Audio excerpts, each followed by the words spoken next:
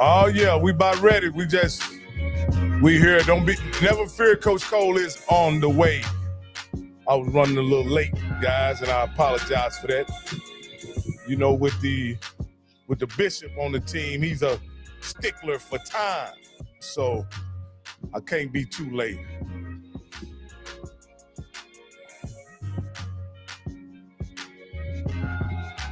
All right.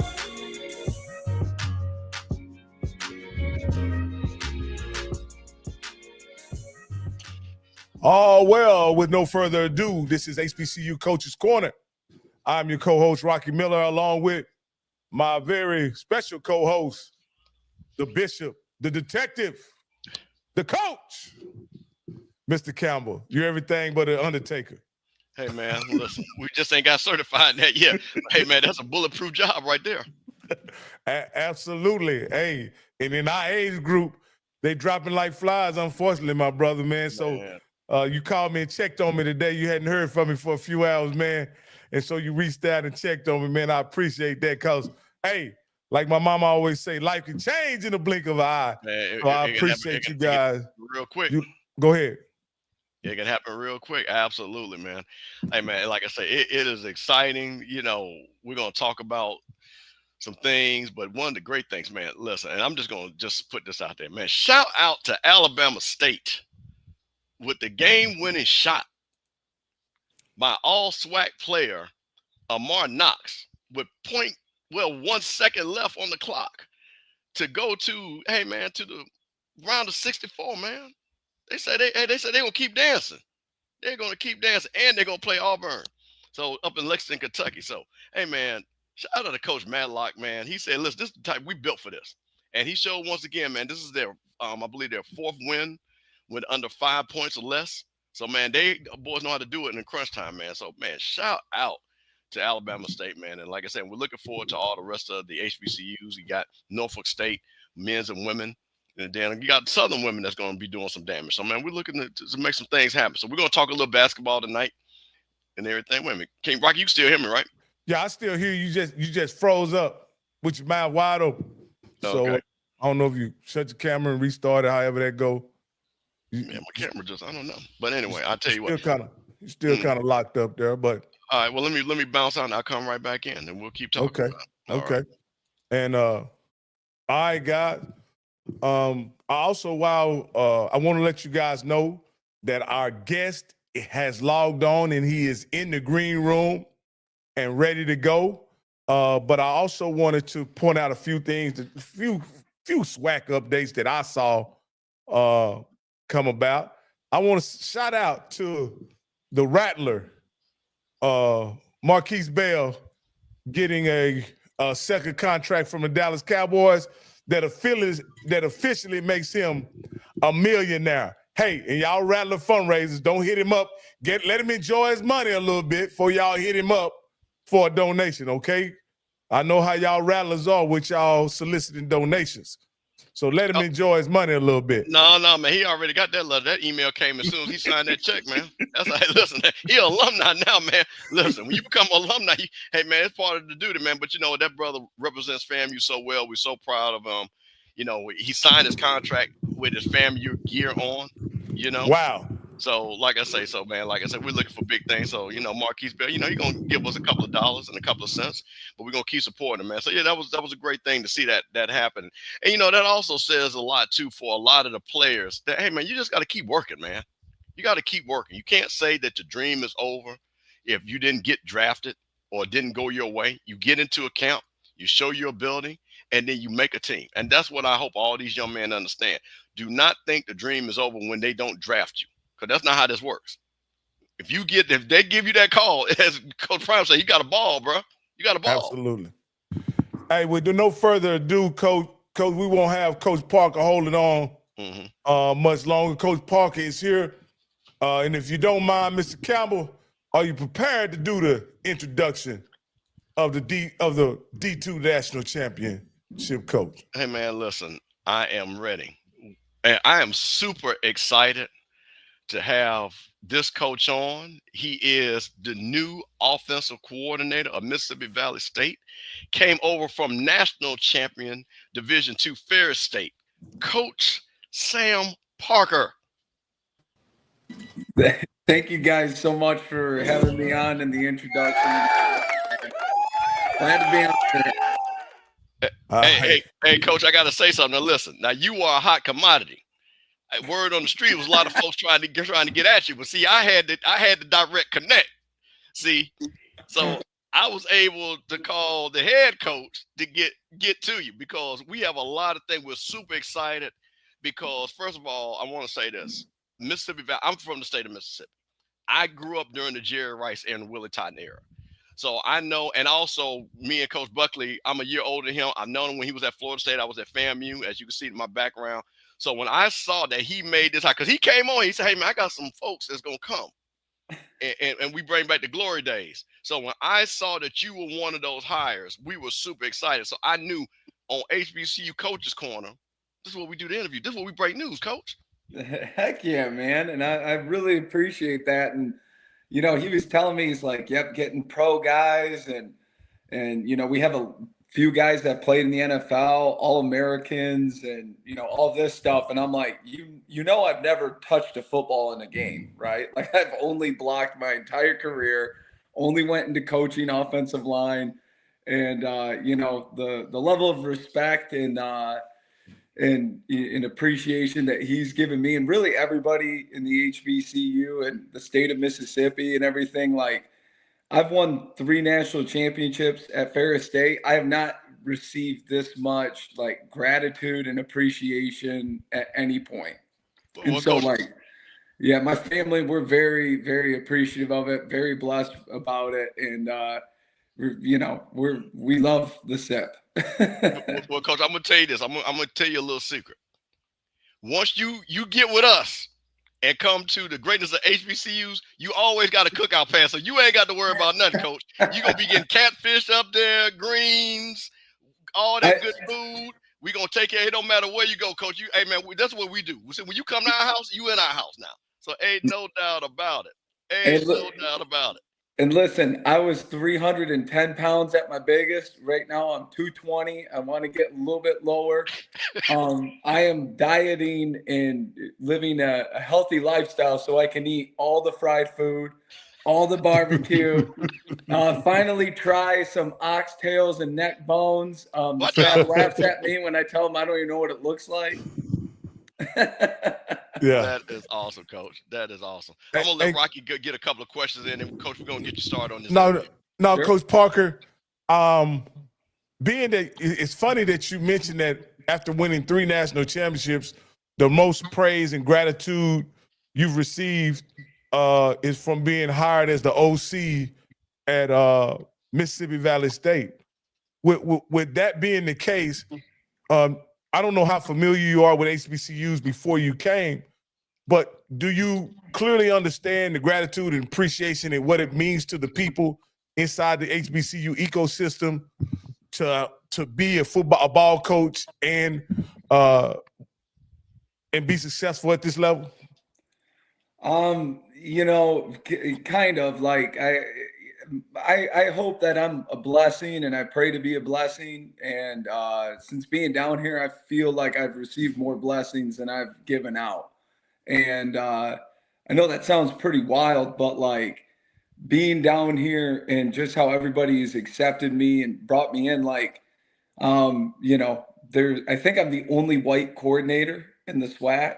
There's not too many of us. And so I felt like that would have been, you know, a little bit of division with players and community, and as well as, you know, the program. And at one point I had a staff member tell me, he was like, you know, you guys brought it up, like hot commodity and people, you know, trying to get at me and stuff. And I'm like, I haven't seen any of that. Nobody's ever taken a chance on me. I've only had a couple of job offers, you know. I've been a part of some, you know, long interview processes without a job offer, but Coach Buckley saw something in me and he decided to take a chance on me. And, you know, every day I'm breaking my back and busting my butt to help out our program and really make HBCU proud. You know, I want to have an offense as prolific as the Satellite Express back with, you know, Willie Totten and Jerry Rice and Archie Gunslinger Cooley calling it. And, you know, that's kind of the tradition as a first-time play caller. Man, like you're walking into this and there's that history around and you're in the birthplace of rock and roll. It's like, you know, it'll be very hard to make conservative calls this year. I can tell you that much. Well, Coach, it sounds like you've done your homework and you understand the history and tradition that you're a part of now. The fact that you're a white coordinator, I'll just tell you this: you may be the only one now in the SWAC, but there's a long history of recent history, at least, of white coordinators being in the SWAC. So that won't be any mistake. Coach, I can assure you this, and I'm coming from outside the SWAC as well, so and covering the SWAC, I'll say this, Coach, you won't get any ridicule because you're white in the HBCU ecosystem. You'll get ridiculed by them L's. Them L's is what it gets you. That's get you right. ridiculed. That scoreboard only sees numbers. The only color it sees is neon. There ain't nothing else about it, man. And so, and I'm piggyback on that, Coach. I just have to ask you this: before you got the call from Coach Buckley, how familiar were you with HBCUs? I will say I had to be one of the few people in West Michigan to have the HBCU football game on the PS2. So I played that quite a bit. When I took a trip to Florida, I think I was in middle school, they had a bunch of t-shirts for sale. So I had a FAMU t-shirt. I had a bunch of HBCU teachers. I thought they were fake schools, to be honest with you, being a young kid. And so I had, you know, no awareness of it. And there's like pockets of football. Like I'm a diehard football guy. And there's these pockets of football around the country.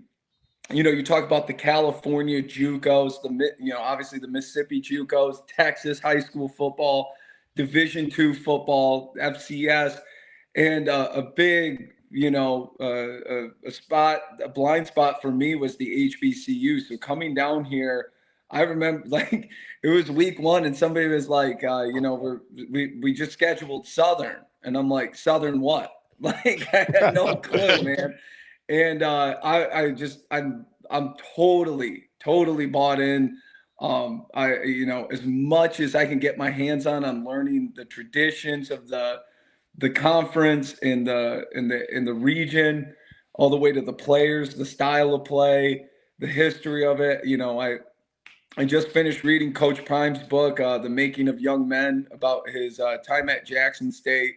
And that was that, and I highly recommend that to anybody that wants to get into the SWAC football and HBCU football. Like totally tremendous book in terms of educating me to, you know, what I'm about to experience and the area. So yeah, man, it's doing your homework over here.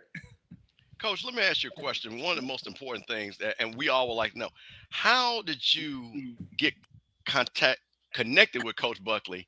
And when he contacted you and said, hey, I want you to be the offensive coordinator at Mississippi Valley, take us through that whole process, because you're talking about just winning a national championship. A lot of people, you know, looking at you for potential, you know, offers at other schools and things like that. But talk us through how that happened.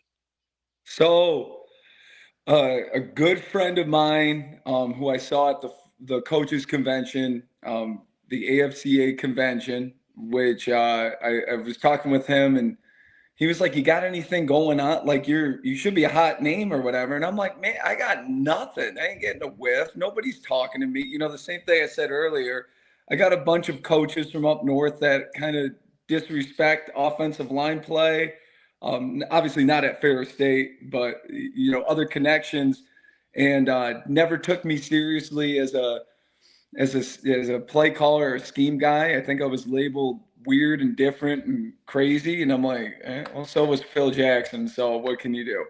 And he goes, okay, I'm going to be your agent. So my, my agent, plugging him, Ryan Partridge, he had a mutual connection between him and Coach Buckley. And literally, like, I put out a tweet bragging about my guys after the national championship, and the stats on it are insane. Like, they killed it this last year. We allowed our quarterback got sacked 6 times all year, on 450 pass attempts, like just a bunch of stats like that. And he sent Coach Buckley the tweet, and he was like, hey, take a second and read this. And I think 30 minutes after that, Coach Buckley called me. And he initially was only calling me about being the offensive line coach. And we started talking, and that conversation went from like we just kept saying the same thing. Like, he would say what he likes offensively, and I'm like, well, that's what I'm about. And then he would say, well, not everybody does this. And I go, well, I do that. And we kind of went back and forth. And I remember him saying, like, what would you say if the head coach came in tomorrow and asked you to be the offensive coordinator? And I was like, I'd jump out of my seat and give him a big kiss on the cheek and start celebrating. I've wanted to do this for 4 years. And he goes, okay, well, how about the position is now O-line and offensive coordinator? And I'm like, okay, like, seriously? And then, this was a Thursday. Friday, we had recruits up in Big Rapids. He told me he was going to call me back in 24 hours. And then, as you guys know, 24 hours hits and you don't get that phone call, that means he's moved on, right? And fortunately, like, just a straight up blessing is I didn't get that phone call, because that would have, hurt some recruiting.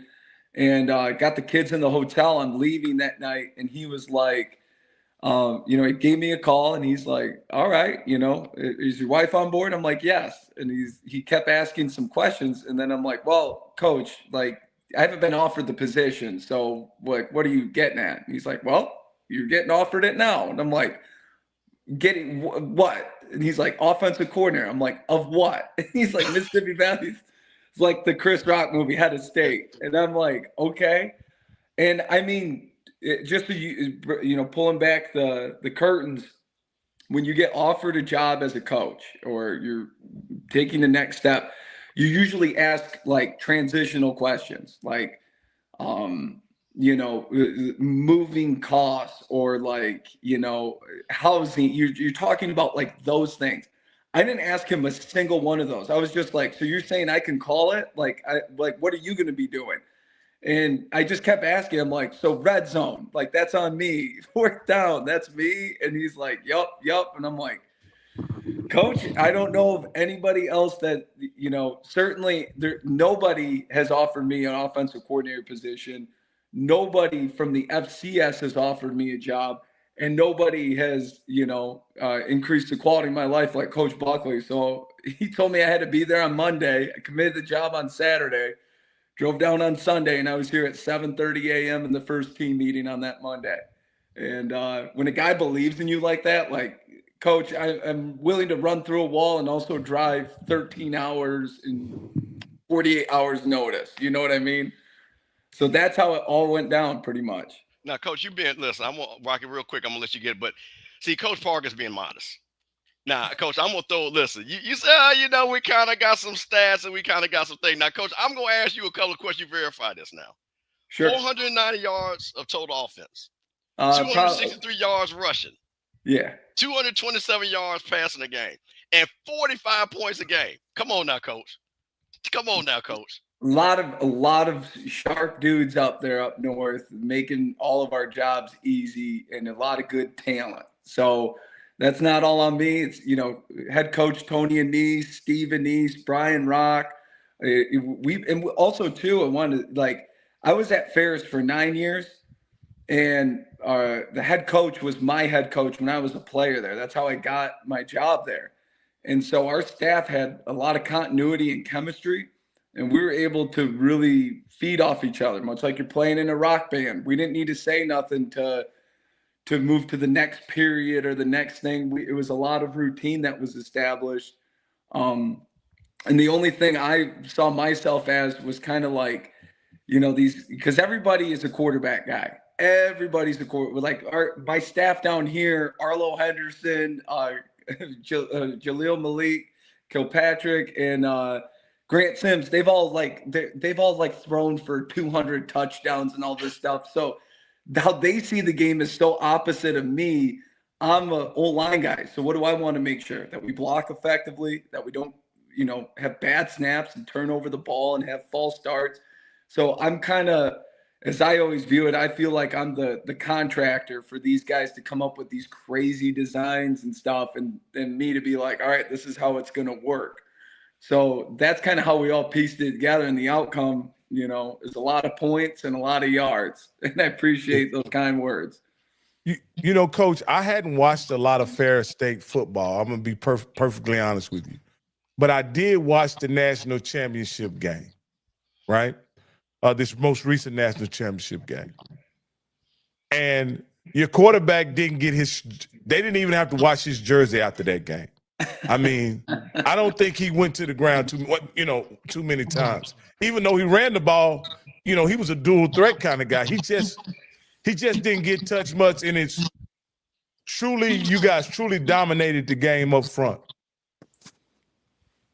I'm gonna give you my impression of the SWAC.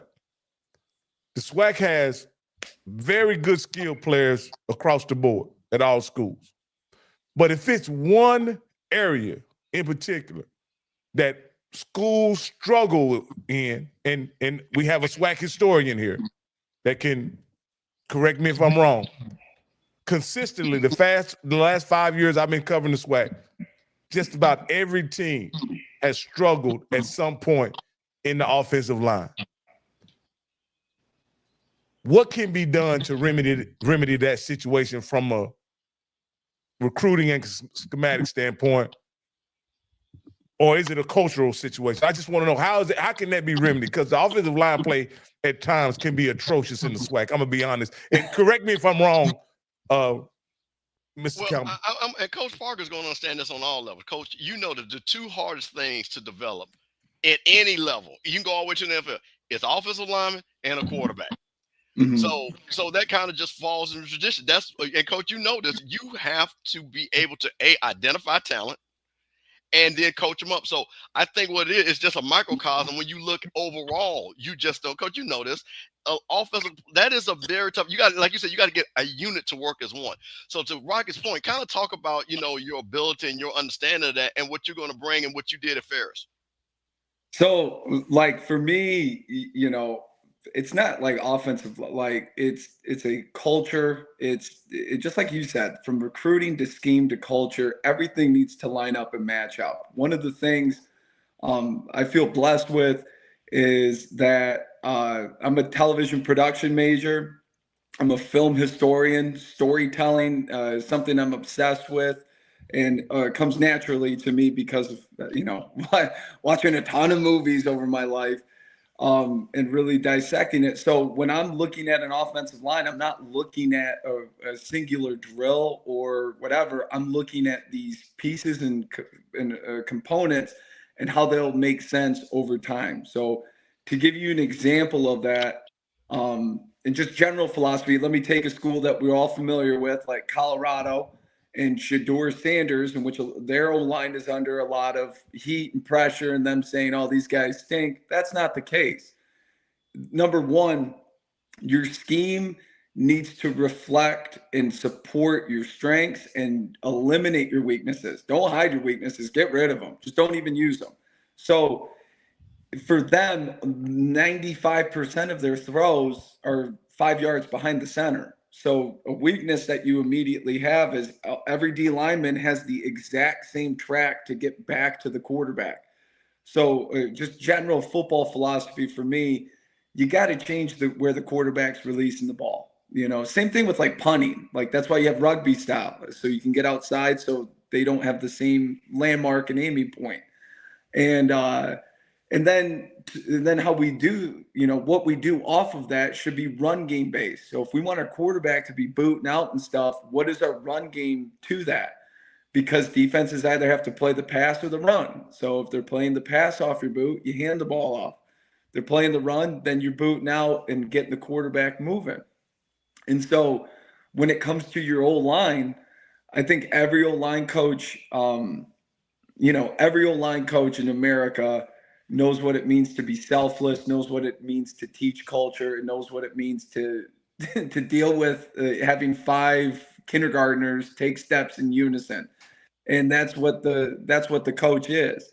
And so every group has something they're good at. Every group has something they're bad at. And what they're bad at, don't run unless it's a contingent standpoint that they're giving it to you and you don't need to be good at it.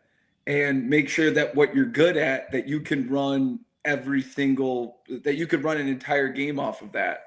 So, I've been, at Ferris, there's been years where we really didn't have an identity with a run game. And we were maybe good at like one play. And there's other years where it was the same deal, but that one play was the only play. In 21, we only ran inside zone. We played Michigan Tech, and that was the only run play that we had. But we were able to window dress and hide some stuff off of it, and ended up scoring, 40 plus points. But I really think when it comes to O-line play, from when you evaluate a player, you pick something that is a trait that you feel comfortable coaching, and then you put that into your scheme and what you're doing, and then, move forward with that. And so that's pretty much what we're planning on doing here. Well, we had someone take an exception to me saying atrocious. And so I'll say this, Coach, in this regard.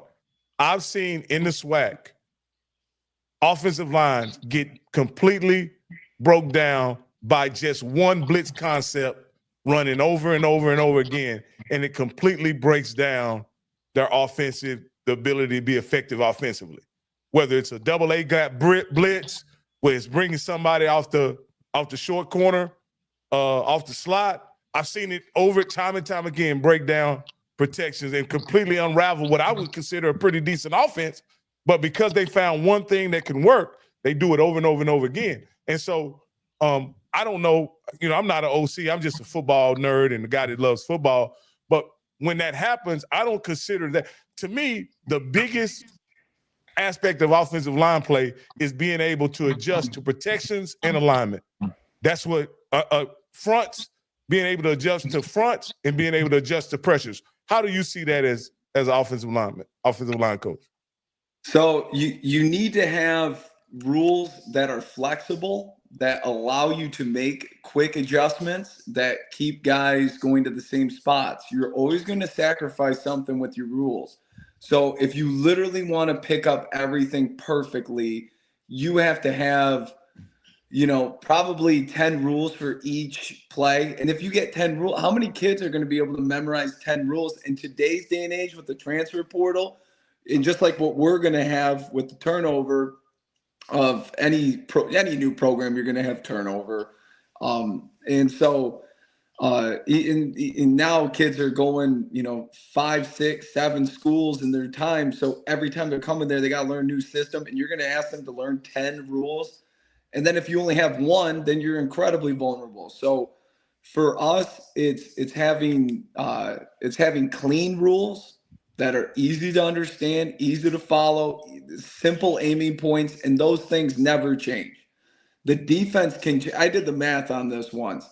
So there's 5 O-linemen, there's 6 gaps that a defense is responsible for on every play. And there are, I think it adds up to there's 10,000 combinations of blitzes, stunts, and otherwise fronts and everything that a defense can do. So it is impossible to teach anybody to memorize 10,000 different variations with all of your plays, right? And so that's how much has to go through somebody's head, an O-line coach at least. And so don't make 10,000 rules, make 10 rules that can be applied, 1,000 different ways. And so if you do that, you have success into that point. So I keep things simple for my guys. I let them know where they can, fail at. And just like, I think classic football has always had it perfectly. If you're going to fail forward, fall on your face, because at least your body is going to be 2 yards of movement, and 2 yards in a cloud of dust with a guy that gets an extra yard. We can do that and move the sticks. And so that's pretty much what I try to do with all the games and stuff. And obviously, you got to have plays that take advantage of that and build that into your package, and you coach that and you practice it. Hey, Coach, we have our featured host here, and this is the SWAC legend, the SWAC legend, Johnny Cole, the CIAA Coach of the Year. That's an HBCU conference, and the SWAC Coach of the Year, which is currently the coach, the conference that you coach in now, Coach Parker. So this is Johnny Cole, and I wanted to introduce you guys. He's our featured host. He's usually on the show. He's on vacation, but he decided to come in and be with us today. And what did you think about it so far, Coach Cole? Were you able to listen before we got started? I caught the 10,000 different ways a defense can start.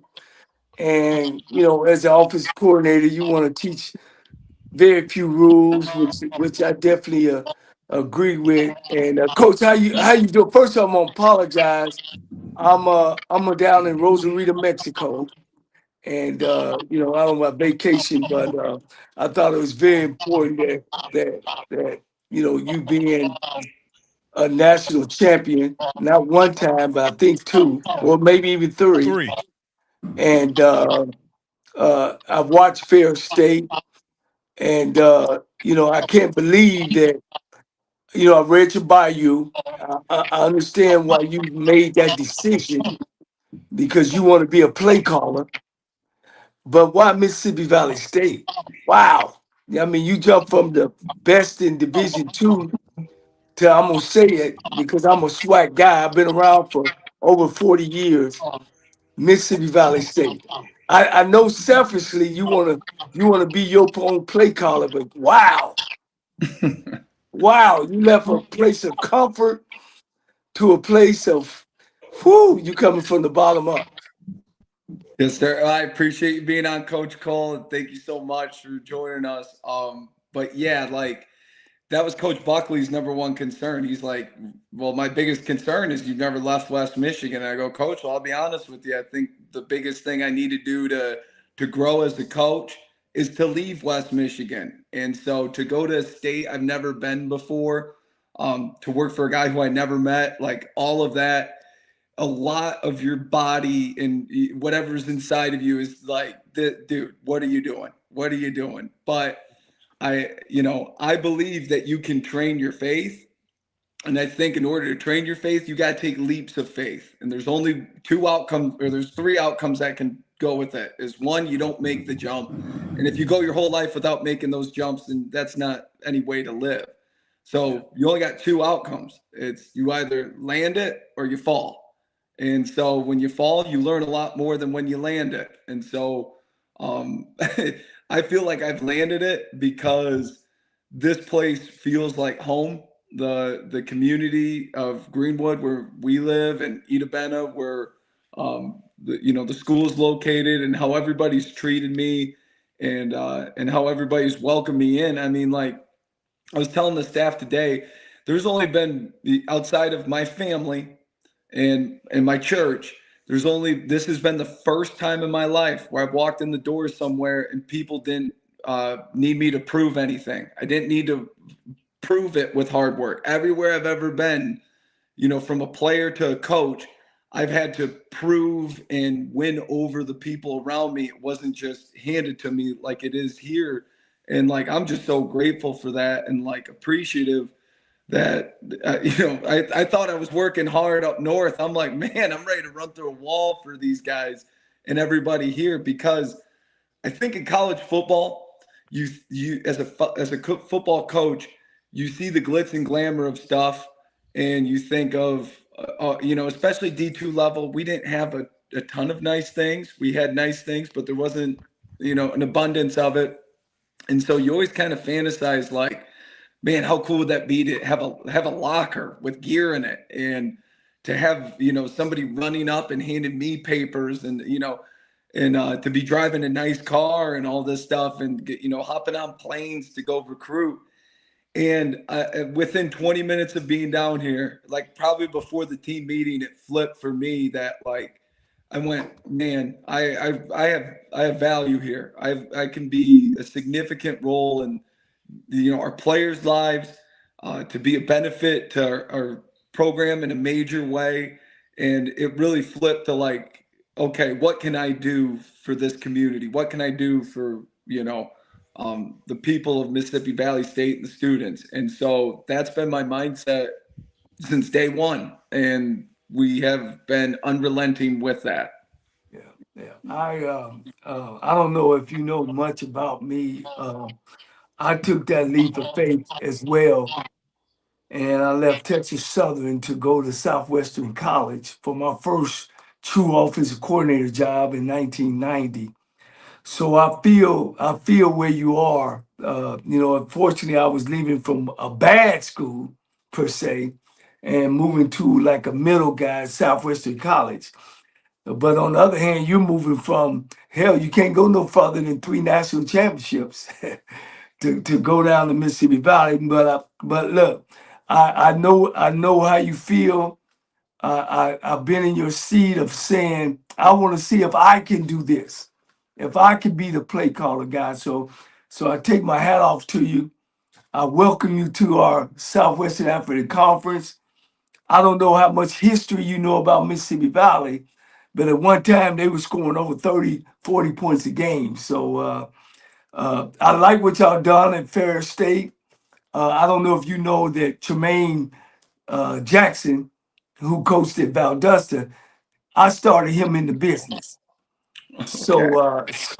So with y'all whooping his butt, I take my hat off to you guys on how much of the offense that y'all have done at Ferris State that you gonna also implement to Mississippi Valley, and of course I got some other questions behind that. Yeah, it's, I've always believed in this, and I still believe in this the day till I die. But you win with people. And so when you put it in that perspective and you think about calling a game and stuff, it's putting the ball in your playmakers, your decision makers, and knowing when a guy's getting hot, when a guy's getting cold, and all those calculated things that come from your gut. It's not staring at a call sheet and looking at this, perfect play here or there. It's looking at the game and seeing it that way. And so Coach Cole like that. yeah, that's how I am, man. That's how my head coach was, who was he's putting up all those points. So seeing that, that's what I feel comfortable doing. And so it's hard right now, because, with the lack of numbers we have on the roster and how many guys that we're trying to get in and all that stuff. Because here's the thing, if I said we're going to look exactly like Ferris State, we might go out there and get a bunch of big body dudes. We're not going to be able to run that same offense. And me being an O-line guy, maybe I want to get those big body dudes, and we can't run those plays because we got a bunch of small dudes on offense. And maybe because of, our quarterback situation, maybe we don't have the quarterback to make the same plays that our number 4 did, Trinidad Chambliss up there did. And so all of those things are variables. If you go into this with a concrete, I'm not changing my vision for nothing, you could be in big problems, especially a first-time play caller. So my thing is, okay, the best, and I was telling somebody this too, the best 6 dudes on offense are going to be on the field. If that means that we bring in 2 stud quarterbacks, there's not going to be a quarterback battle. There's going to be 2 quarterbacks on that field. If we don't have a quarterback and we need to, it's this, running the quarterback and we need this short yardage thing, I'm not hesitating putting a running back there to go get me those yards and building plays and scheme around our playmakers. That's my job, to enhance what they do. So if we got a guy that can really tote the rock and be explosive, well, it's easy for a defense like if for a running back, if our running back is a huge playmaker, well, you kind of know where he's going to be every play. Same thing with your quarterback. But if you move him around and you do, go into some other formations and stuff, that you're going to have a corner, standing out there at the field receiver guarding our quarterback as we're running power down their throats, or you're going to have a mismatch somewhere else. So, to kind of give you a broad stroke of it, that's what we're going to, kind of look like. And so I would say, as many personnel variations and formation manipulations as Penn State has, with the absolute violence and carnage of the Army cadets. Yeah. That's what you'll kind of see. Yeah. Coach, again, I know you probably don't know, but you're a Michigan guy, huh? Yes, sir. I figured that's why I really didn't like you much, because I'm an Ohio State guy. No, Hey, I was just nobody's kidding. perfect, and that's why we all got to go to church on Sundays, man. Hey, I was just kidding with you, Coach. I'm from Dayton, Ohio. Coach. Look, I'm loving it. I really, I truly understand. And I was a coordinator for Tennessee State and Texas Southern and Lane and Alabama State, and put up some great numbers. And my philosophy kind of sits with your same philosophy. Um, when you headed down the Mississippi Valley, down to Greenville and Greenwood, and of course you said in Edabina, have you had a chance to go down and kind of scout everywhere, or is that where you are now? And when does spring practice start? So number one, when you say scout, do you mean like scout the food down here or scout the players? well, let me give you a lead on the food. It's catfish.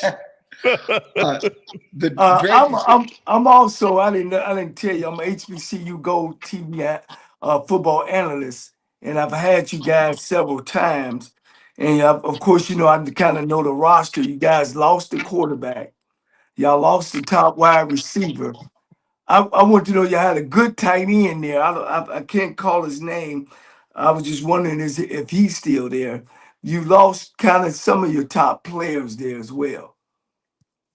And that's like kind of the thing is it's like that's the previous staff's top players. That's the program from last year top players. And as we know in this day and age of college football, guys come in and guys come out.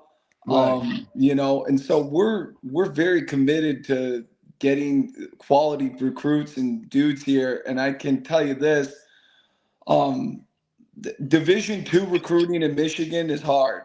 It is hard, man. You're competing all the time in recruiting battles.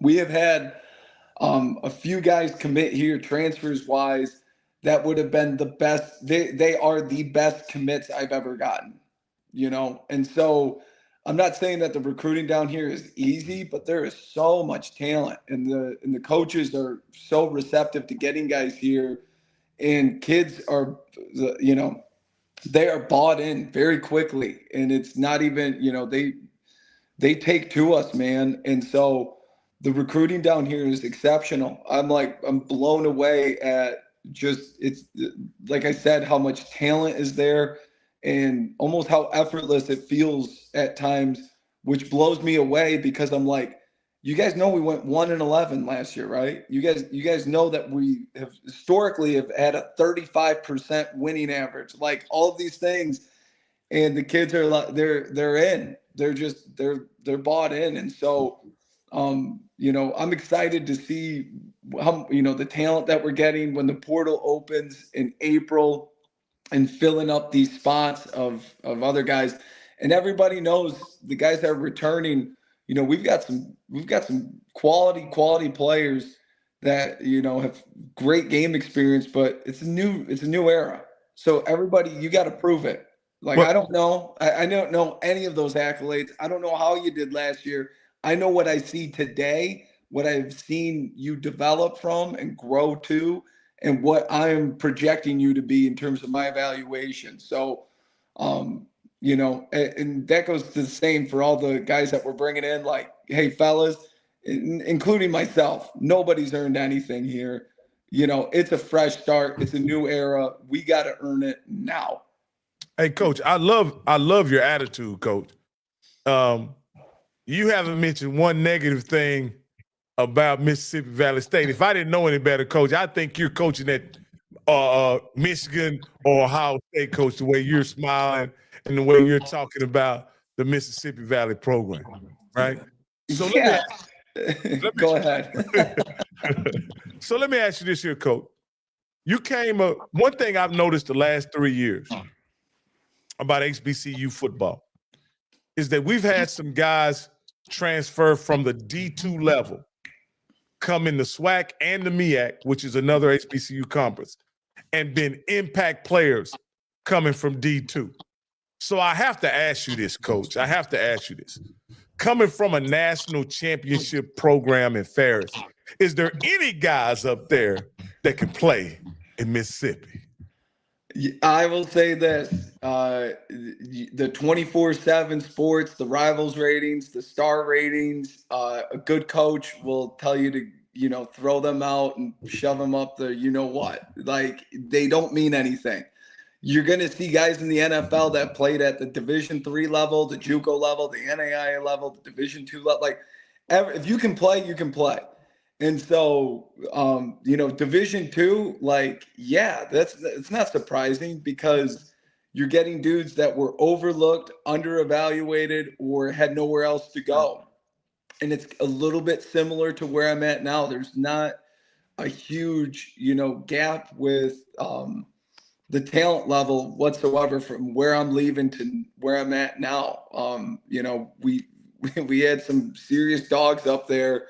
Like Zach Sealer won the Miami Dolphins MVP last year. He was a walk-on at Ferris State, and so we got talent, and there's talent everywhere. And so yeah, getting dudes from up north to come down here, man, if they're any good, they can. I'm specifically thinking about Ferris State and the guys that you had on your O-line, or do you have a gentleman's agreement with the coaching staff up there?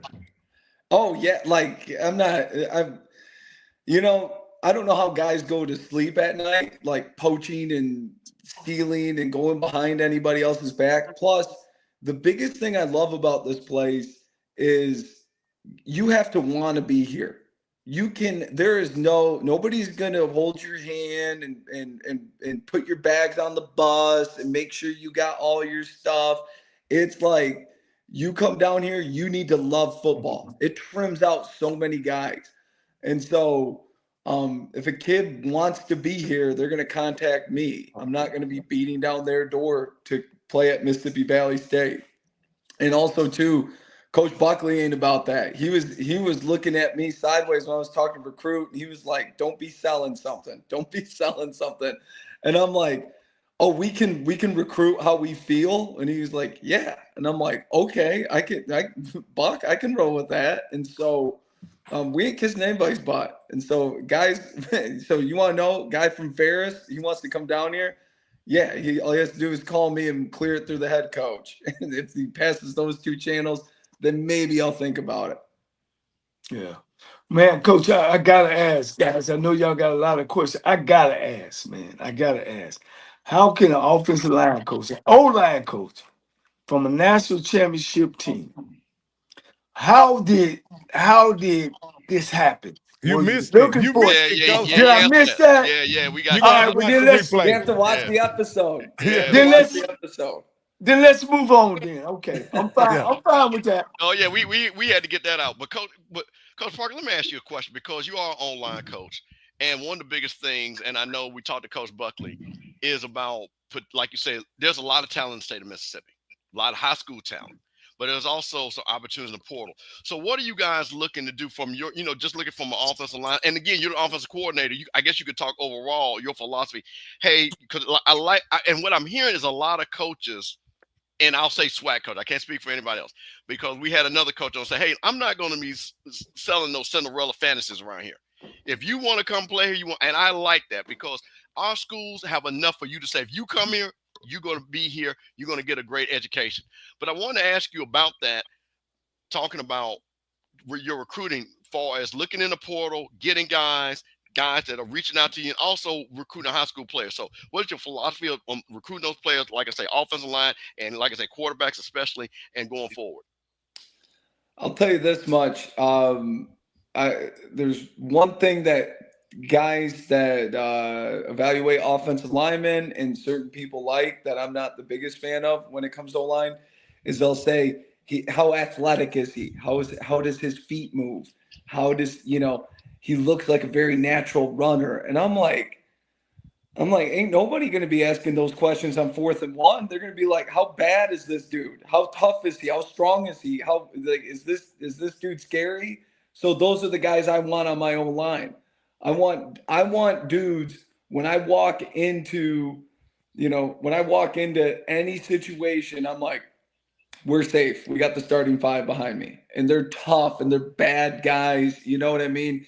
And my job is making sure that they're that they're normal humans off the field and have growth and have goals and are able to get to that point. So for me, I want to see KO shots. I want to see the explosion on tape. I want to see pop coming off the ball, helmets getting knocked back, that old school football style. And to be honest with you, for me, in terms of recruiting, your tape is it just gets you in the lobby. It just gets you a ticket at the deli. It doesn't mean that, like, okay, we want you here. It's like, yes, but now we begin the recruiting process. And I want to know your character. I want to know if you're able to handle my competitive intelligence, my emotional intelligence, all of those things that it takes to be a coach, especially at quarterback. And I want to make sure that you're checking all of those things off the field. And as recruiting goes, you can have one guy that doesn't hit any of those, that maybe doesn't even answer the most important question of, do you love football? Like, you have to love football to be a college football player, period. Anywhere in the country, if a kid played college football for a year, that means he was up at 5 a.m. to go to weights, to have somebody yelling in his face, that he, did all this stuff. And so if a kid doesn't love football, he has to be an incredible specimen on the field, and you can only afford one of those guys per position group. So what you're going to see from us is a bunch of guys that love football, that are competing at a high level, that are disciplined with the parameters they're given, and they care about winning and losing. I'm not like like somebody said, like, the winning is everything. Winning is the only thing. Like, do you have to win at everything? And I just thought to myself, I was like, no, I don't have to win at everything, but that doesn't mean we have to stop playing until I get to win. So, if I go 1-11, I bet you that one happened on the last point or whatever. And so that's kind of like our recruiting model to that point, is getting guys that want to compete and have heart and all that stuff, more so than their talent on the field. Like, we'll help and enable your talent and eliminate your weaknesses and get you to where you need to be. That's what coaches do. But if you got guys that don't even want to do that, then you're over. Like, you got a wasted roster spot if that's the case. So in other words, Coach, you like nasty offensive line. That I do. I really appreciate the nastier the better. And I don't think that you can have – I'll be honest with you. When I think about the best offensive lines that have ever played the game, or the ones that you think of, nasty is definitely an element to it. Like that's the separating factor. You can name a ton of guys that were athletic in space and did that stuff. But to see 5 dudes like greasy, like, look at the Eagles. They won a Super Bowl on a quarterback sneak and nobody can stop them. Why? Because they're nastier and they're willing to get in the mud where other people are not. And I guarantee you, if you went to a Philadelphia Eagles practice, you would see them practicing the tush push and, like, with relentless, violent effort.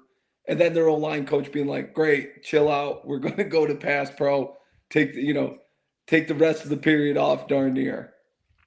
Coach, and I'll let Coach Cole and Campbell get up here something. You just said something about ability.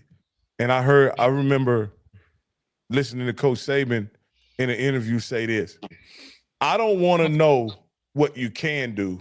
No, this was Coach Tomlin. Coach Mike Tomlin said this: I don't want to know what you can do. I want to know what you're willing to do. Because what you can do is not important, but what are you willing to do? It seems like that's what the kind of lineman you want is. You want guys that are willing to do whatever it takes to win. Yeah, I want guys, but my thing is I don't want, like a lot of kids, your goal when you get to college is what? I want to start. I want to be the starter. I'm like, dude, I'll go out there and start a game. Like I'll go out there right now and start at left tackle for 1 rep. And then I'm getting off the field. But to finish a game, I want finishers. I want guys that want to be out there on the 4th and 1 to win the game. I want guys that are going to finish the game, that are going to be healthy enough to do that. And so for me, it's, a lot of kids will say that, man, I want to do this, I want to do that. And my response is always, show me, don't tell me. Now you can tell me how you're going to show me, but you got to show me. And it's not just one day, it's every day. And then you start building that momentum and consistency with it. And then you become what's known as reliable. And then you become trusted. And so, yeah, like spot on. Like I don't want guys with potential. I want guys like, you can take all the talent, keep all the 5-star prospects, all that stuff. Give me guys with championship mentality that are going to outwork everybody. Because at the end of the day, that's the scariest team. The scariest team that you will play is you're like, man, like these guys are dogs. They look like you don't even care what they look like or how good they are. But literally every single play, they're fighting for an inch to yards. Now, Coach, this is the last thing for me, and then I'm going to turn you over to Coach Cole. This is actually a segue into Coach Cole. Coach, you're an offensive line coach. And much like Andy Reid and Mike Holmgren, and I even believe Bill Walsh was an offensive lineman, right?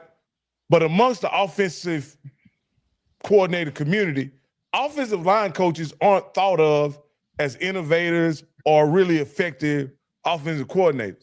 Why is that? When you got guys like Andy Reid and Holmgren and all those, you can name tons of offensive, Kavanaugh, you can name tons of offensive linemen who are great offensive coordinators, but seem like they only mention the quarterbacks that play football as great offensive linemen. Do you see that too, Coach? I mean, that as offensive coordinators, they only mention quarterbacks. And we have a quarterback on the show that's also offensive coordinator. So maybe y'all can have a healthy exchange about offensive lineman coordinators versus quarterback coordinators. Yeah. Coach, shoot, man, Chris Kapilovic, O-line coach at Alabama? Yeah, he was at Michigan State for a little bit. I got to meet with him a couple times at a camp. Yeah, I got him in the business. He worked for me. So I know offensive line play. And Coach, you got a big job. And I know you're on your honeymoon right now. You're sitting back and relaxed. And as I said earlier, I've been around and seen Mississippi Valley State. I actually played against Jerry Rice and Willie Tye, who the stadium named after. Matter of fact, you look too relaxed. But I look, Coach, I'm loving it. If I was over there, I would hug you. I think you got the right attitude. But one thing you said about recruiting and recruiting championship guys, in that Valley, they've been down for years and years and years. Do the guys that you've met at Valley have that same attitude, or do you think you guys gonna have to do a even better job at recruiting? I'll tell you this much, okay? I had an interview with the school that went 1-11 last year. Well, Coach, that's every year in the last 10 years. No. This was a different school than Mississippi Valley State. I attract the 1-11s. I did go 1-10 my first year playing college football, so I do understand what it's like to be a part of a season like that. Where did you play at, Coach? At Ferris State. That's my alma mater. Oh, yeah. okay. So I went from 1-10 my first year, And I remember writing out in the form, I put down national champion. And I remember my coach telling me, like, I don't know about that one. And, you know, but like I told you guys, like, we just keep playing the game until I get it my way. And then we got 3 of them.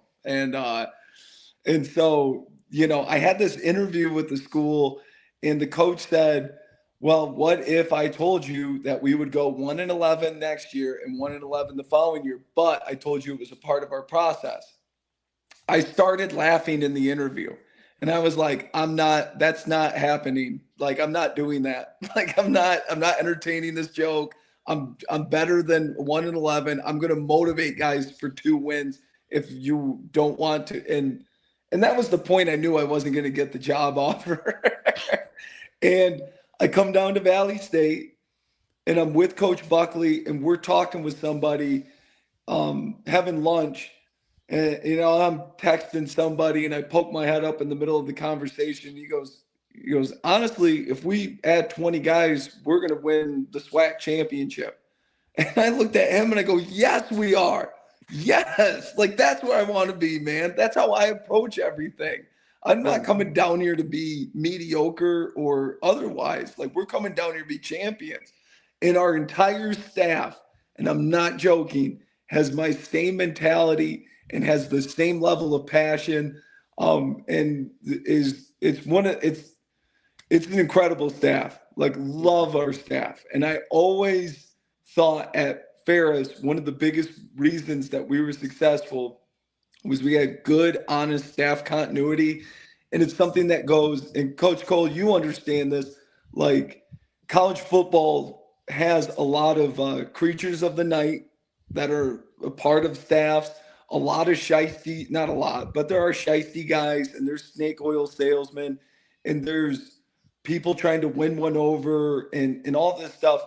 And I mean, man, our staff is the most genuine, honest, humble, and hardworking staff. Like, I don't want to say that I've ever been on or all time or whatever, but like, everybody is rowing in the same direction, which, as you know, doesn't happen that often. So I'm recognizing it as like, man, this is lightning in a bottle, and we got to roll with it. And so we all, you know, and also too, I want to say, like, the incredible resumes on our staff, like Coach Clark, our defensive line coach and assistant head coach, like, he's been a head coach at other places. And so when he talks, I'm listening, you know, I'm like, because obviously, you know, I want to be a head coach someday. So here's the guy that's done it at 2 different places. Like, lesson to any young coach, shut up and listen to him, man. And so, you know, you've got him, and obviously Coach Buckley's got the most ridiculous resume ever. And, you know, Coach Mario Edwards, our defensive backs coach, played in the league for a while. His son is in the league now. And Coach Calvin Smith, he was an All-American for Bobby Bowden at Mike linebacker. And, you know, and he played as a true freshman for Florida State. It's like, it's just an insane amount of experience that's here right now. So when I see them, you know, recognize like what I'm doing is the right thing and vice versa, there's nothing more motivating. You're like, you know, a bunch of dudes' careers that I really respect the heck out of, and they're giving you up. You're like, all right, double down, let's go, baby. Yeah. Coach, you know, once again, and this show is about you and really not about me, but I can share those same thoughts because I was able to take over a 0-9 Tennessee State team. When I say 0-9, hadn't had a winning season in 9 years. An Alabama State team that hadn't had a winning season in 9 years. A Lane College team hadn't had a winning season in 20 years. And of course, Texas Southern hadn't won a championship in 40 years. And I was able to win a championship with all those schools. I right now I'm excited about you. You make me excited about Mississippi Valley. You make me excited about Terrell Buckley. I'm really talking to our fans as well, our SWAC fans as well. That, man, you know, you making me excited as just as much as Tremaine Jackson, the other national championship guy. at Prairie View, man, that y'all really gonna get this thing mixed up. I think your attitude is right. Uh, how and what are you guys doing, or what are you guys saying, or making your players do besides the football part of making them champions? Oh my God. I will say, you guys, you're telling me, man, you look relaxed and man, you guys doing football. I've been doing anything but football because it's all been about our guys. And so we got here, there was no study table aligned. And so we started study table and working with the university on that. And it's been tremendous. And breakfast checks and proper workouts and all this stuff and setting up a structure for these guys, team communication systems. Like, you know, we are every day spent, like, Coach Buckley gets annoyed with me if I go up on the whiteboard and if I even talk football in there, because it's like, it doesn't matter. X's and O's is irrelevant. It's about our guys and getting them onto this point. And I'm kind of looking back at him like, hey, dude, I've never done this before. So I'm trying to make sure I don't blow it for the team next year. Can you allow me to, do a little bit of this? And so, yeah, like I think every day we are getting at least 1% better as a university, better as a program, better as players, people, and otherwise. And so, there are days where it's tough, but every day, I mean, I've left the office smiling, driving back home, and even, or being like, man, that was something, And so, yeah, the amount that we have gotten done is one of the most, and I'm talking in my 10 years of coaching, which isn't nothing compared to a lot of other people, but my 10 years, the last 2 month stretch that we've had is one of the most impressive accomplishments I've ever been a part of. And nobody will ever know it. And hopefully it's displayed this fall. Well, Coach Parker, let me say this, and I want to give you a lot of praise because we hear a lot of things, but calmness creates confidence. If we had cut on this and the light was flickering in the back and everything, and that doesn't show me. I like people that are prepared, that are organized. And one thing I will say about Coach Buckley and T Buck, he was always a player that was prepared. He was never not prepared. So what I like that I hear is that you guys you're building a foundation. Like you said, you can't talk X's and O's until we got the study table and being on time and understand how we do things. So I like the fact, and Coach, I'm going to tell you something. Again, I went to Florida A&M, and we came into the SWAC same time when Dion came. And this is the honest truth, and anybody will say it. Jackson State, hardest team we played. Second hardest team we played is Alabama State. The third hardest team has been Mississippi Valley. I am telling you this as a fact. We have ran through everybody and have whooped it, but those three schools. So I'm telling you, I'm already seeing what can be done in Mississippi, because that one win that y'all got last year was against the defending national champions. So my thing is, if you have a person like yourself, a person like Coach Buckley, Coach Edwards, people that people know that are about football, I think you're going to be super successful. And what you're showing is confidence that you guys believe in the system that you're putting forth. So I don't want people to take it that, hey man, he's being sent back. Cool. I think that you're prepared. I think you came on here prepared. I think you understood what the mission was. And I'm gonna give you, it was a joke in the chat, but I'm gonna tell you something. That's a Mississippi Valley State hat you got on, right, Coach? That's a Valley State hat, right? Yeah, I got my. See, Coach. Listen, you understood the assignment. So always keep that in your car, Coach. No matter where you go in this state, because I'm telling you, you will get good graces no matter where you go, as long as you keep that gear on. So I'm giving you a because we got some other coaches that ain't understood that mission. So always wear your gear, Coach. Well, we're going to have that talk after you leave, Coach Parker, because I'm getting some word that it's some folk not representing. I'm HBCU man now, Coach Parker.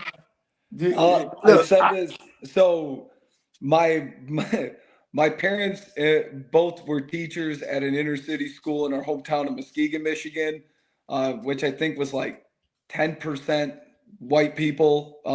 And my brother went to school there. My brother was the only white guy on his senior year football team. There's a documentary on YouTube called Muskegon versus Rockford Rivals. Highly recommend. My brother's in it. The Milkman was his nickname. And so I always kind of envied that experience. And now being down here, I'm like, I came back over spring break to talk with my folks. Shout out Tim and Karen Parker. And I told them straight up, I'm like, I'm 100% HBCU. I'm straight up, man. Like, this is the coolest and the most love I've ever felt in my profession. And I don't, I don't want to work for anybody other than Coach Buckley. Like, I don't like, I was saying about my agent, I texted him and I'm like, hey man, I don't know what it is I'm actually doing right now, but I only want to do this for the rest of my life. Like, straight up, everything about my job right now is incredible. And so, yeah, the adversity and the circumstances that surround it, it's like, I guess why I'm always smiling is like, yeah, but I finally get to call some plays, so I'm kind of pumped about it. Hey, you know what? We're gonna have to give you a nickname, Coach. This gonna catch on. I guarantee you it's gonna catch on. I doubt it, Coach. I seriously doubt this. But hey, Coach, we're gonna call you because of your positivity, because of your attitude. Hey, first of all, this does not represent HBCU Coaches Corner. But Coach, go ahead. No, I'm honest, Coach. We're gonna call you Coach Sunshine. No. See, Coach Sunshine. We can never get through this without a train wreck. And Coach, listen, every time. That's horrible. I mean, Coach, every time. Listen, this is legendary that this happens every time. So we're going good. The vibe is good. You're talking good, and then this guy all of a sudden just wants to wreck the car. So, Coach, we're not going to call you that. No, we're not. Hey, Coach, I got a great headline. Jackson State lit up by Coach Sunshine. See what I'm saying? You see that? I was really hoping for the Gunslinger 2.0 to come. Oh, no! Man. He had a mustache too. That's all I'm saying. Man. No, damn, Coach. Now, Coach Parker, you too comfortable now. Now you talking about my years now with the gun scene. You would definitely have to get a cowboy hat. Let's get that straight. If I could coach without the headset on, I'd take one of those cowboy hats I got being down in Texas for the Natty and slap that on. But I was thinking about, I'm like, there's no functional way you can have a headset and rock that these days. And whoever does, credit to you. I can't pull it off. Hey, Coach, you may want. Hey, Coach, those were my years, Coach. Those were my years. Hey, I know a guy who said he called plays and he didn't wear a headset, Coach. So you may not have to wear one. And he's on the. And he's on here with us, Coach. He's on here with us. Maybe he could coach you through calling plays without a headset. Well, what I can do, Coach, is to tell you what's going to come from that if you don't put them numbers up. That's one thing I can tell you, Coach. So Coach, I averaged 39.1, and 38.4. So if you ain't putting them numbers up, you better put a headset on. Because it's rough in the conference, Coach. You got to be putting them numbers up now. Yeah, we'll be doing our best. I mean, but I'll be honest with you, if you score 2 points a game and the defense does their job, that looks pretty good too.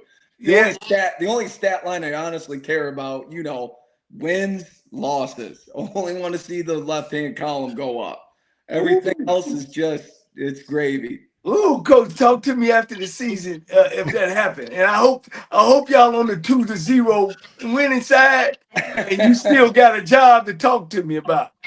That Sunday meeting with Coach Buckley would probably be pretty legendary. But yeah, definitely. Me and you'll have a talk at the end of the year if that happens. But I'm wishing for the best. But it seems like, Coach, you, like I said, man, I'm excited. I like everything you're saying. It's right on point. One of the questions I asked about what are we doing off the field. I think you've answered that, man, and I'm excited about you guys' chances. You know, Coach, what? Let's talk about you. You know, what I know Mississippi Valley is a great place to be. You know, but if you have success there, I'm not pushing you off to somewhere else. But you got in this game to do what? You know, being from Michigan, I'm from Ohio. You know, I know, you know, I've loved football all my life, and of course you have too. You know, what goes on in Coach Parker's mind about who you are, where you want to go, and at the end of the, you know, of this career, what it looks like. Oh, And I'm not running you out of Mississippi Valley. I'm not. I no. hope you would stay and get that program up and going because it's got a lot of potential there. But you know, this show is also about you as well. I'm kind of into, you know, the job. The most important job is where your feet are at right now, and so That's that's right. you know what I mean. So that's my singular focus, and I don't. That's probably been detrimental to me getting other jobs over time and what have you. But like, I think if you're going to be truly successful, you got to be focused year round on the job you're currently doing. And so to say like, oh, I want to be a coordinator somewhere else or whatever, like, nah. I mean, it's literally, you know, and that's why I'm talking about this is because Valley State is life. And the other goal I have is to coach until you know, until the day I die. I don't want to do anything else. Like football is incredible. I shouldn't say day I die. As soon as I'm like super immobile, getting older, and I guess when I need an afternoon nap, like it's a daily ritual. That's when I got to hang up the whistle. I'm not taking a shot at anybody in the chat. All right, that's just my own preference. And so that's kind of like my, you know, goal wise, what I'm into. But yeah, like I think a lot of college football coaches waste. I mean, if you asked an average college football coach um, how many hours a year they waste talking to guys about, did you get that job? Did you hear about this job? Can you put a name in for this job or whatever? I mean, it's insane. And so if you just took all those hours and I don't know, went and worked out or read a book or, you know, did something that you would probably benefit the current job that you're at. So that's kind of me in a nutshell. And, you know, furthermore, I'm a rock and roll guy. Something really speaks to me about being down here. It kind of our name of our offense is the Rage offense. And I don't think there's anything more perfect because rage is rock and roll in a nutshell. And that's, you know, I'm kind of excited to go to the museums and see some genuine blues and tell people that I am at playing the guitar. Right. Hey, Coach, you must have knew I was gonna ask you a next question because you mentioned playing the guitar. Coach, what do? You seem like a football guy and you're pretty consumed with it. But what do you do to unwind or for fun that's not related to football? Do you cook? But you mentioned that you play the guitar. What do you do to unwind? Coach, what is your hobbies other than football?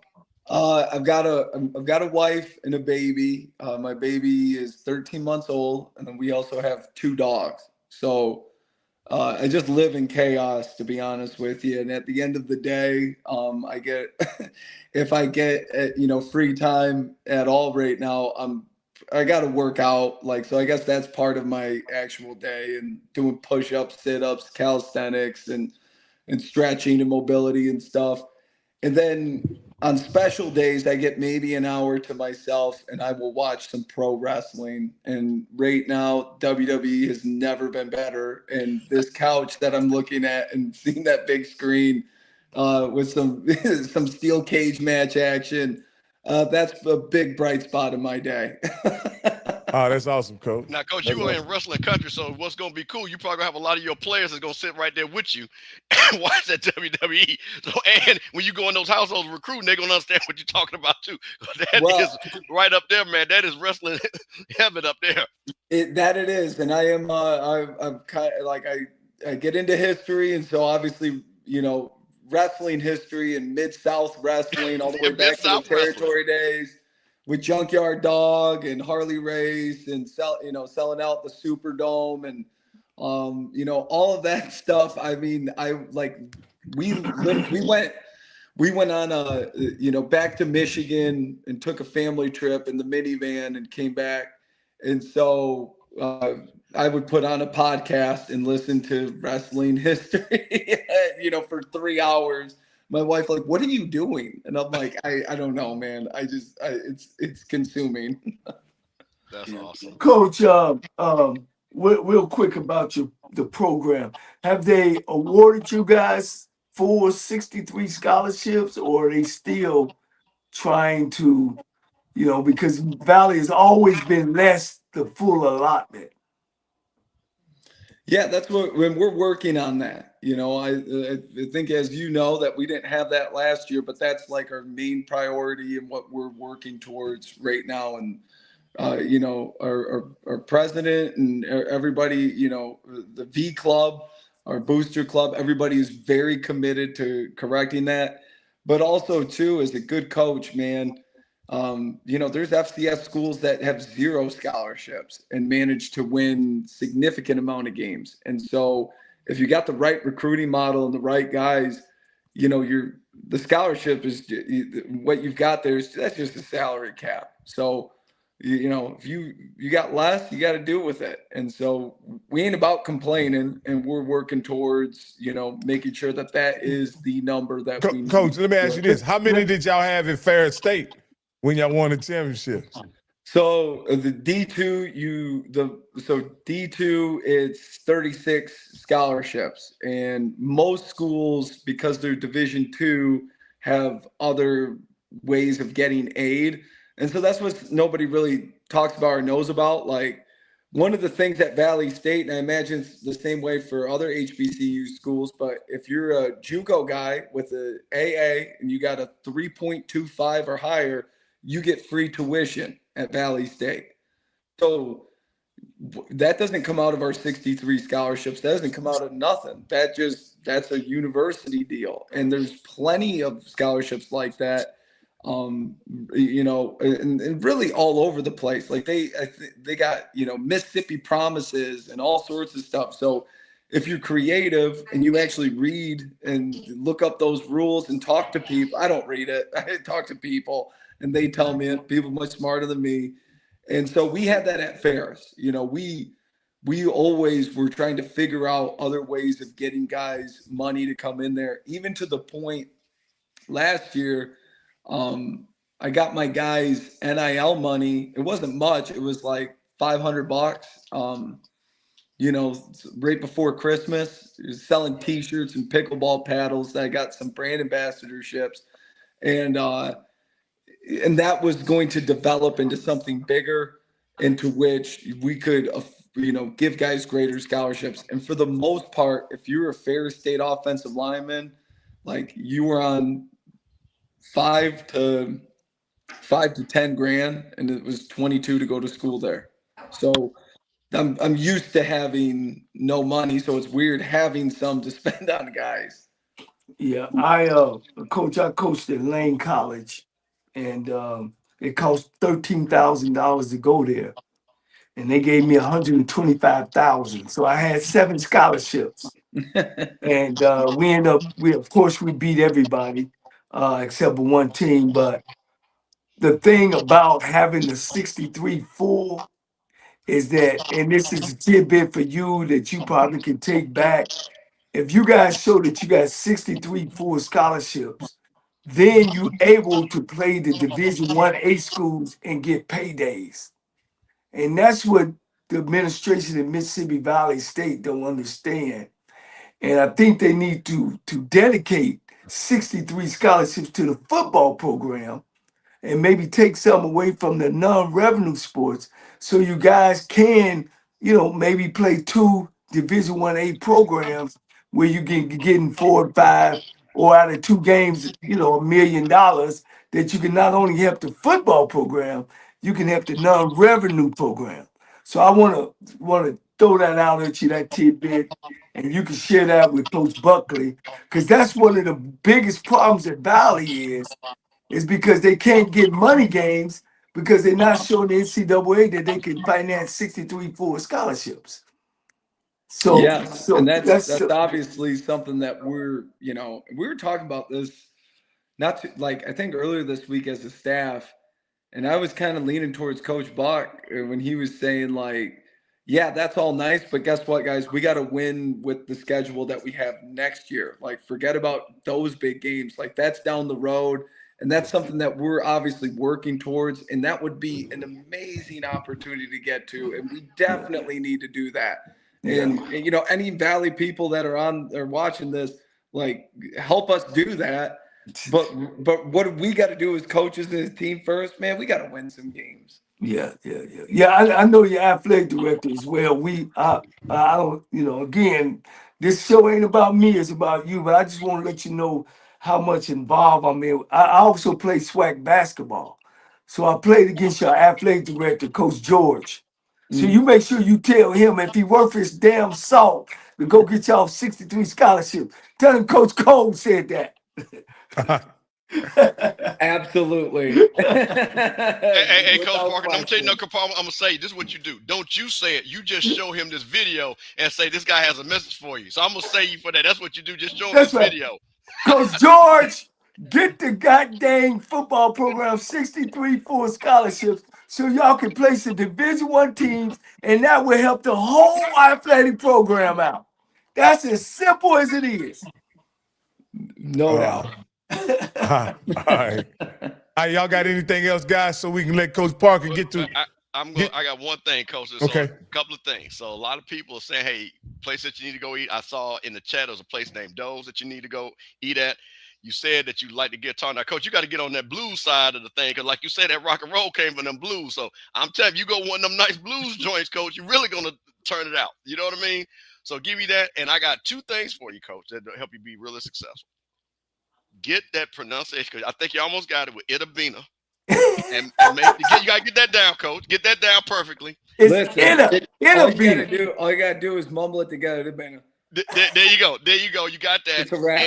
And when you all play the school down the road in Lawrence, Mississippi, it's Alcorn, not Alcorn. Because I'm just trying to, I don't want nobody to flame me, Coach. Alcorn, no hole. The Alcorn. So if well, you say that, to make you feel better, Coach Parker, I mess it up too. So we Ohio, Michigan guys, and they've been teaching me for 40 years. It's called Alcorn. So, I always mess it up myself. So don't feel bad.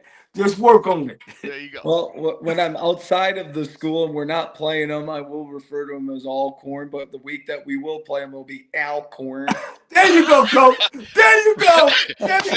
Coach, I tell you what. You know what? I'm gonna make sure we have you back on. just because I know that's gonna be a bar burner.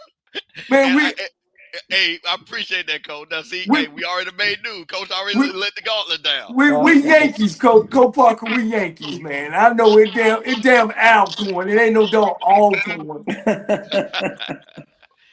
Well, no, Coach, but we will. I want to tell you and tell Coach Buckley, we wanted, like I said, this is very special to me because, like I said, I know Coach Buckley. I'm from Mississippi, and we are looking for great things from you, Coach Buckley, and Valley, and we really appreciate that you took the time to join us. And, hey, man, listen, right before the season starts, we got to get you back on. So, you have your players there. You can kind of tell us what you're expecting.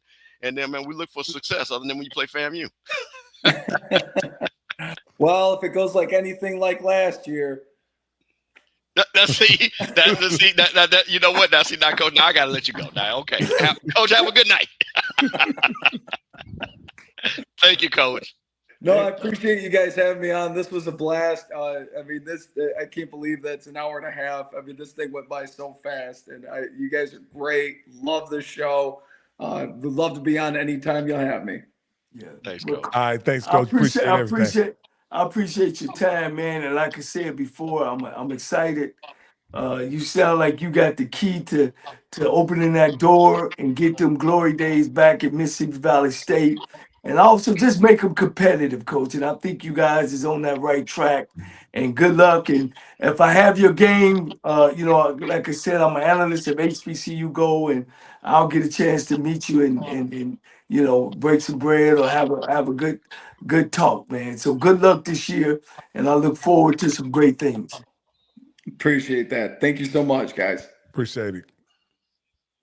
Oh man, that was a great interview by Coach Parker, aka Coach Sunshine.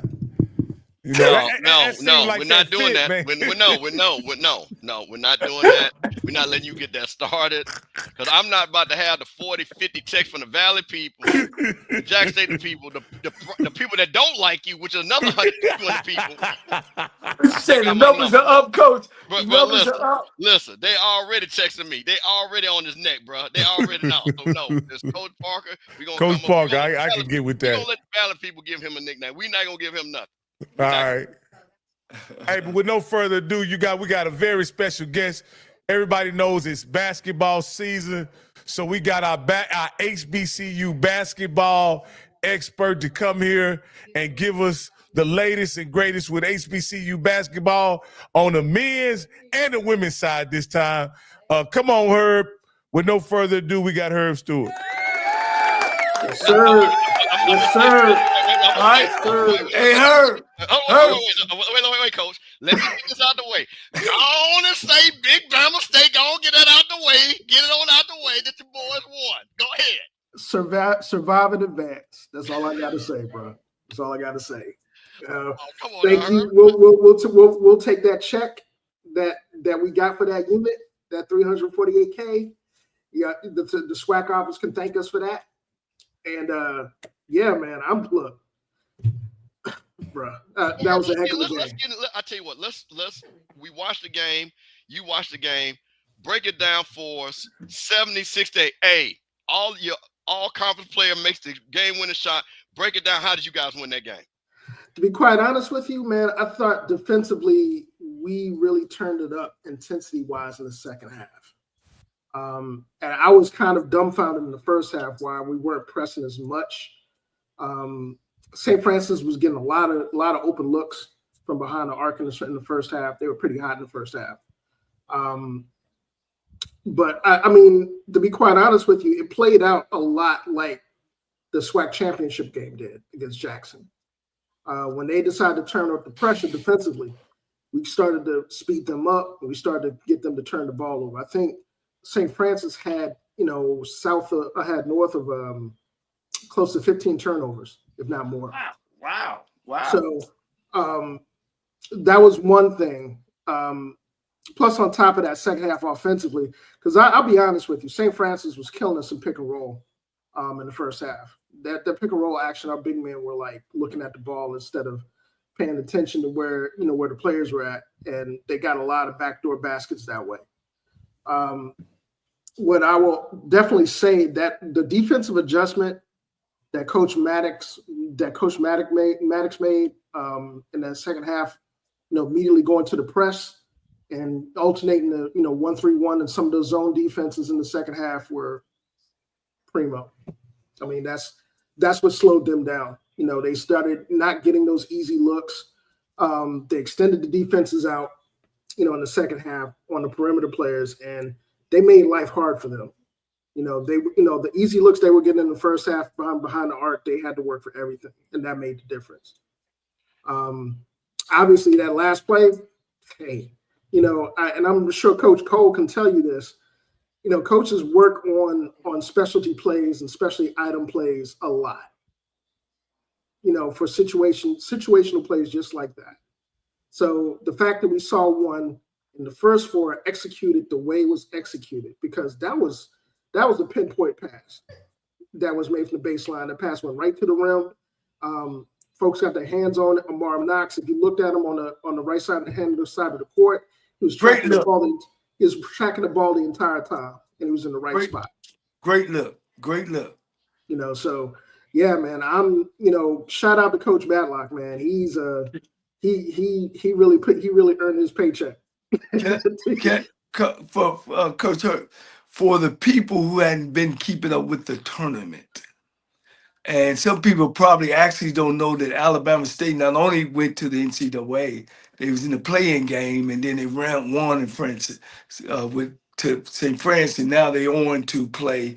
So I guess I'm asking you to start from the tournament, if you could, at the SWAC tournament, how Alabama State worked their way through. Because of course, you know, my alma mater was supposed to win, the boys and the girls, but unfortunately they didn't. But kind of catch our fans up to the tournament, if you could, to Alabama State winning it all, to going to the playoffs. Kind of run through that real quick for us, please.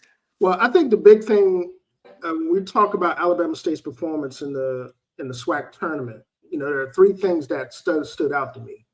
One, their defensive intensity. Each one of those games, they wore the opposing team down. Southern, they defeated the top seed in the first round. They wore them down. I mean, those guards, you know, when they decided to turn the pressure up, you know, and sped them up, they turned people over. And those, not only did they turn them over, but those turnovers turned into transition points and turns into baskets on the other end.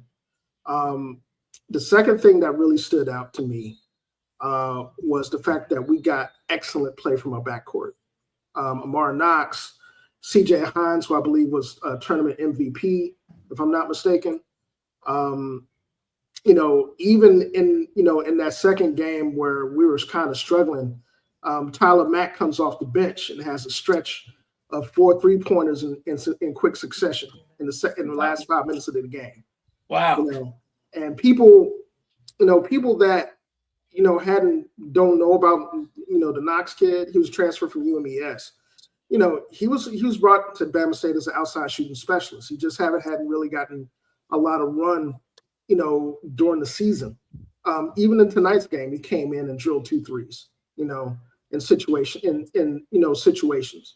So, you know, that was the second thing. There was, you know, the substitutions and the way Coach Matlock used his bench to really effectively enhance his defensive prowess of that squad and to wear folks down. That was really apparent in the championship game. Because anybody that saw the Jackson State game, the championship, Jackson State only goes 7 or 8 deep. But that 7 are extremely talented. They're probably close to, you know, being amongst the more talented starting 5s or 7-man rotations in the conference, if not the most talented.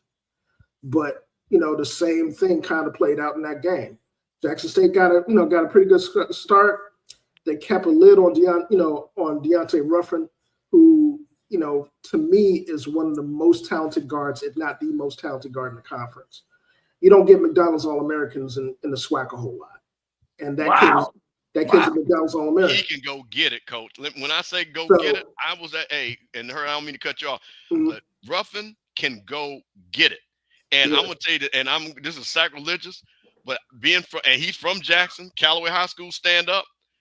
I saw a little bit of Chris Jackson a little bit when he was going at it, because the same type of size and things like that. So man, I was super impressed with that kid, no doubt about it. Not just that. You know, they did a really, really good job defensively on him. Coach Matlock made really good adjustments on Shannon Grant, who was kind of having his way in the first half of that game. But again, it's the same MO as tonight. They started ratcheting up the pressure and speeding the game up, and they wore that team down. You saw that in the championship game. In the SWAC championship game, you saw that with St. Francis tonight, where they weren't able to execute in the half court like they were early in the first half, doing the pick and roll actions, going backdoor. The post player for St. Francis was ridiculously good at executing that stuff tonight in the first half. And the adjustment that Coach Matlock made in the second half was to constantly switch defenses, pressure, particularly traps in the half court, not letting those guards really survey the defense and allow them to move the ball like they did in the first half. And that really, you know, kind of multiplied them, speeding them up. You know, they turned the ball over a lot in the second half. And that was huge. You know, and, you know, we would talk about this on social media as the game was going on. It's like, yo, this is playing out like the Jackson State game, for real. Well, let me ask you this, Coach. Did anybody think that Alabama State would be the representative of the SWAC? What were their rankings going into the tournament? I mean, I think people that have watched SWAC basketball for the entirety of the season knew the potential Bama State had. You know, and I'm not saying this, you know, seeing as I'm a homer. Oh, yeah. But, You're home. Go ahead, man. But, Damn. you know, Coach, I think they were 6. Yeah, we were ranked 6, but Wow. at the same time, people that saw us play, and I mean, this translates to out of conference play early in the season too. You know, now they only lost to the top dogs though. They didn't have any bad games. They lost to the top dogs. But Texas Southern and Jackson State. Wait a minute. Now, hold on. They weren't 6. They were 4th. Okay, so they weren't that. They were 4th. It was 2 and 4, so they were 4, and it was a close because just real quick, Southern was 15-3 in the conference, Jack State was 14-4, Bethune-Cookman was 13-5, and Alabama State was 12-6, tied with Texas Southern. And to be quite honest with you, we lost some. But fam, you was ahead of them for a lot of the. Yeah, but we lost 3 games. We lost 3 games at the end that knocked us down. Okay. Yeah. I know I ain't crazy. Yeah, and to be quite honest with you, that top 4 was probably the most consistent 4 in the conference all the way around. And you know, like I said, shout out Jackson State, man. I'm not even going to front. You know, those guys, the way they came back from that out of conference schedule, which was brutal. You know, I think they came in the conference play like 7, 8, 9 games under 500, and the way they finished the season, you know, they did all their work in conference play. So. You know, shout out to them, but for us, yeah, man, I'm really happy to see the progression of our squad from the beginning of that conference season to now, because a lot of those kids are starting to realize their roles on the squad, and more importantly, Coach Matlock is really he's really getting a grasp of, you know, how to really work his rotations. As you noticed tonight, you noticed the substitution patterns tonight in terms of what they were doing. Anytime there was a run, you know, he either goes small. I mean, Sean Fulcher got a really, really good amount of time tonight. Brooklyn point guard. Hopefully he stays there. He ain't in the portal anywhere, because that dude is nice. He's gonna be a good piece for them. Well, shout out to Alabama State tonight in their victory. We also have another HBCU that's going to be teeing up on Thursday, if I'm not mistaken, against Norfolk is playing Duke, the number 1 team. Is it Duke? No, they're not. Florida. They're playing Florida. Yeah. Excuse me. They're playing Florida. Yeah. Coach, let me ask you this, Herb. We see this matchup all the time on both sides of the bracket, whether it's the men's bracket or women's bracket. Historically, why does the MEAC always get a 16 seed, regardless of how competitive or how good the teams are? Do you want the PC answer? Yeah. No. I mean, give me whatever answer you want to give. Okay. I'll just say this, man, and I'll preface what I'm, you know, giving that answer by saying that this year's Norfolk State squad is not a 16.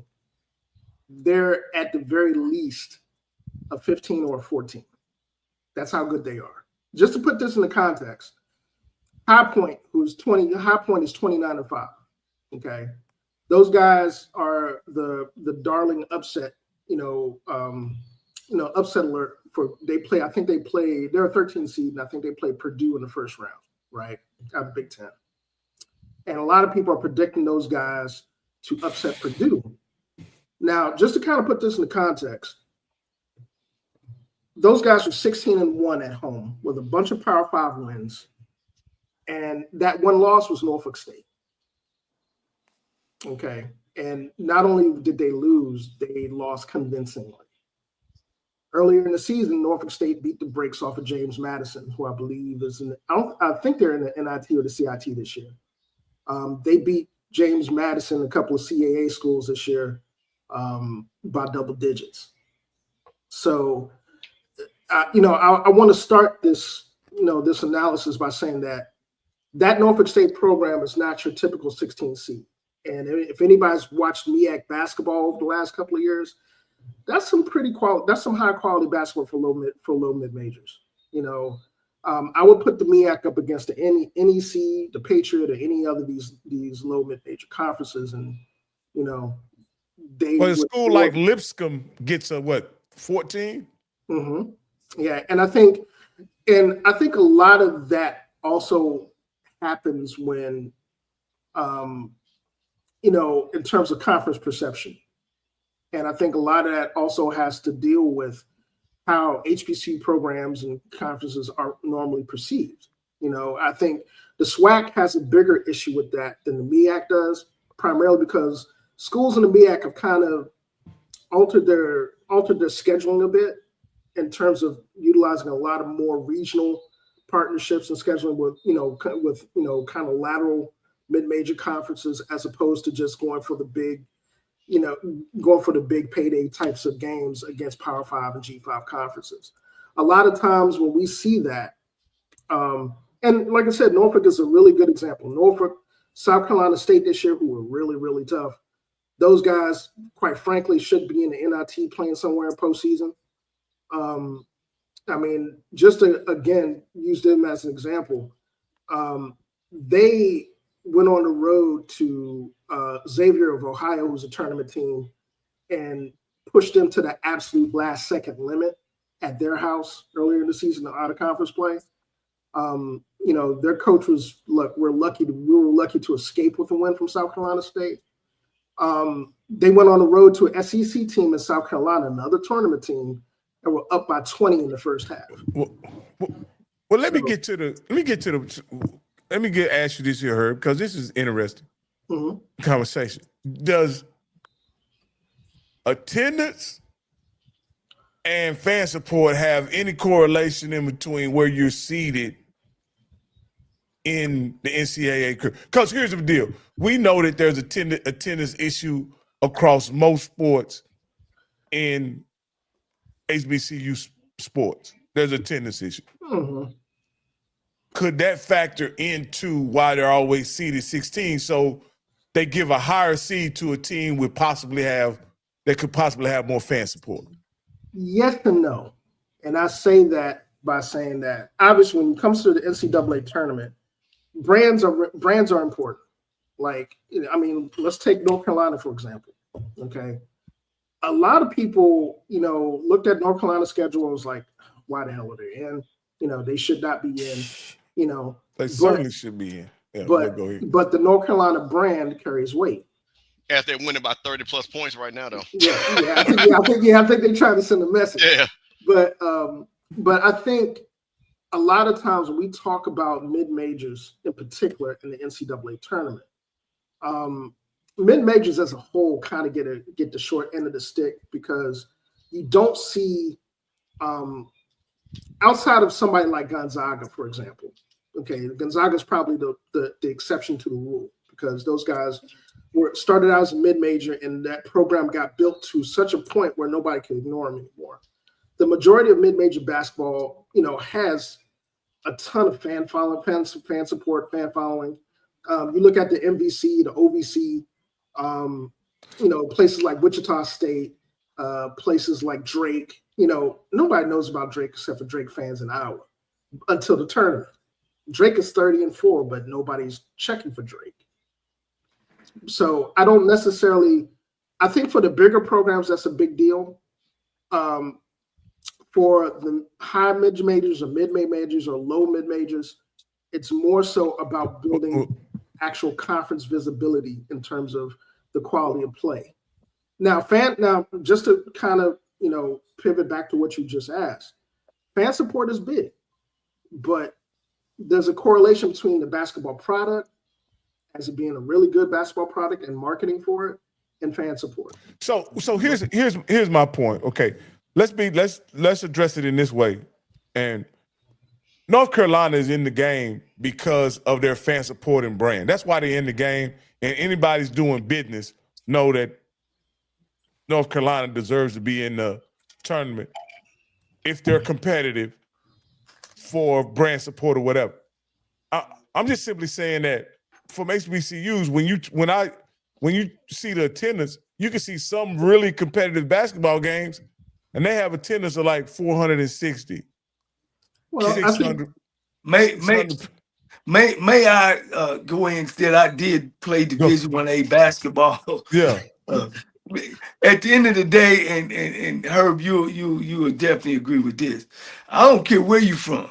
If your program is a winning program, as you spoke about Gonzaga's, they just came from nowhere.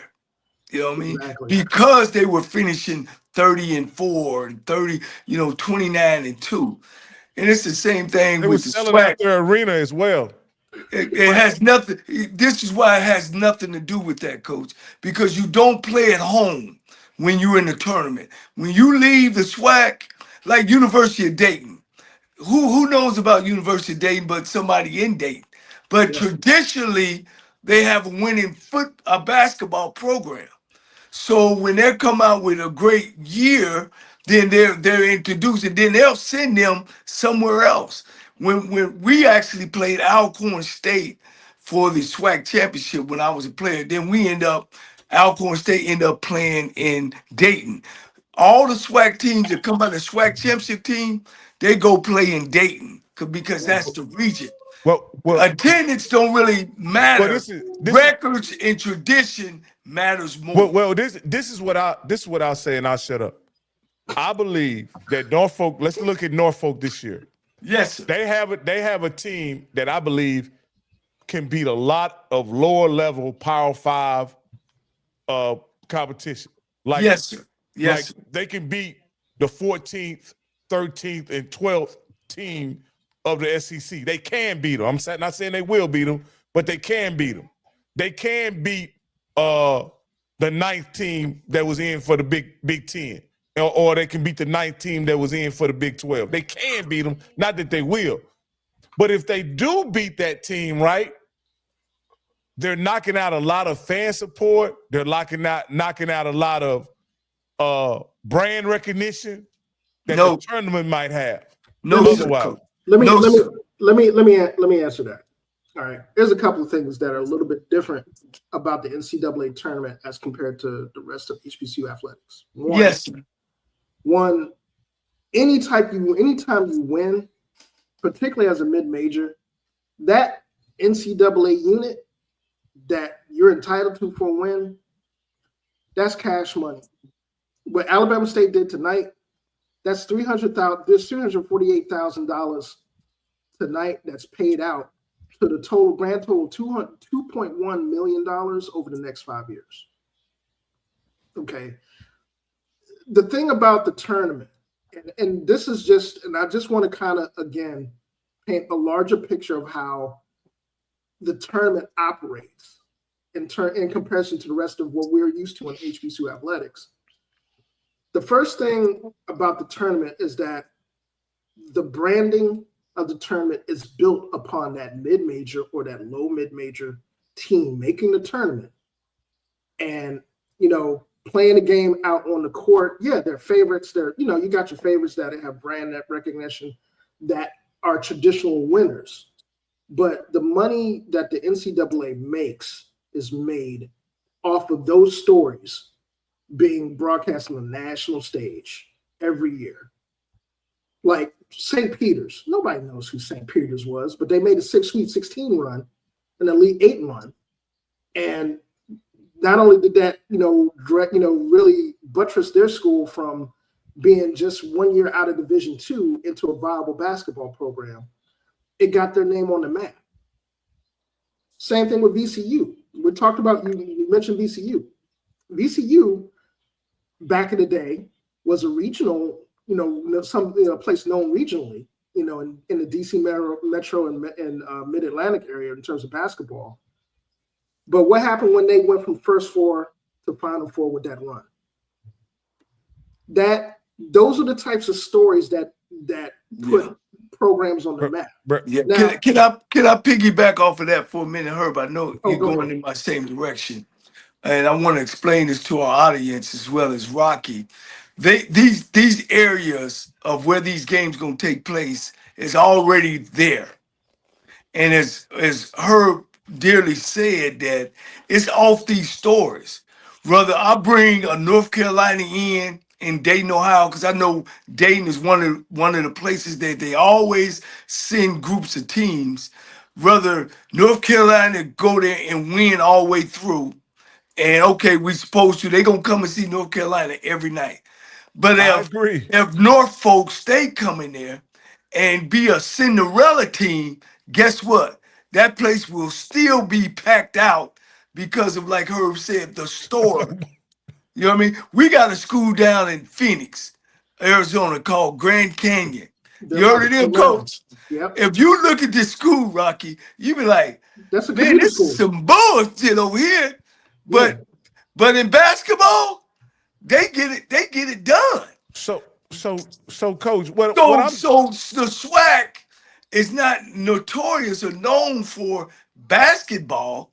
I mean, when I came out, they had some greats of Alcorn State. I don't know. they put in a situation where they can't win a game, Coach. Every time, Coach, every time. They gonna play number 6. They gonna play number 1 or number 2. Am I right, Herb? Number 1 or number 2? Do you know the Southern upset Georgetown? When I was coaching in Southern, Georgia Tech. But Coach, Georgia Tech.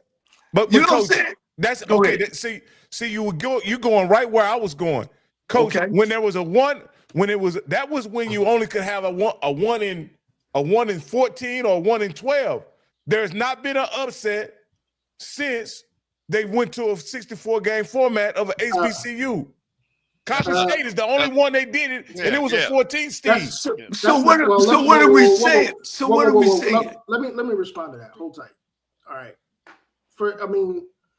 First thing that we're talking about here is that there's not much differentiation between seeds 13, 14, 15, and 16. That's the first thing. But who they're playing is a difference, though. Well, hold on, Rocky. Let me cook it. That being said, just about every mid-major that plays outside of HBCUs falls into that category. The Lipscombs, the Belmonts, the St. Francis's. The University of Dayton's. Although Dayton is now Atlantic 10 and their profile's raising. But the point I'm making is that any one of those programs that are not Power 5 or G5 that make the tournament, those mid-major conferences, there's a whole rack of them. It's not just HBCUs. Right. Okay. They're not consistently 16s, though, Herb. Well, Yes, they are. Yes, they are, Rocky. Yes, they are. Look. Yes, they are. Now, we're talking about the SWAC. SWAC is consistently a 16 primarily because of a couple of reasons. One, we do a lot of traveling in our out of conference play collectively as a conference. Like I said, you take a look at the out of conference schedules of Jackson State, Alcorn, Southern. Although Southern did extremely well in the out of conference this year, that's the reason why their record was like it was, and the reason why they performed as well as they did in regular season. Because usually a SWAC team, Rocky, in its first 10 games, they play at least 8 Division I schools per se in football, these big schools, and they usually start off 2-8, 0-10, 1-9, 3. So they don't get no rankings just off of that. Yeah, and just to kind of piggyback off of what Coach Cole just said, when I mentioned earlier about what the MEAC decided to do, one, their conference condensed. That's the first thing. That inadvertently helped that conference in terms of being able to forge those relationships and to play those games, not having to do travel a whole lot. In the case of Norfolk State, Howard, South Carolina State, they made a lot of regional partnerships in terms of playing other mid majors, other Power 5 and G5 squads that were willing to pay, and those being actual lateral games. And we've talked about this on HBCU Hoops Weekly a lot, myself and Coach Lionel. How you schedule matters. It's not just a matter of, okay, well, you get beat down early in your off season. And that's one of the criticisms I've had at Jackson State, for example, is that this year, I think they had 15, 16 games on the road before conference play started. Yeah, that's usually it.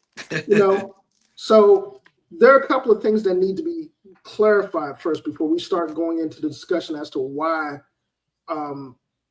our respective leagues are viewed the way they are. Because some other conferences like the NEC, that's another one. The Patriot, that's another one. Those are habitual, 16 seed conferences.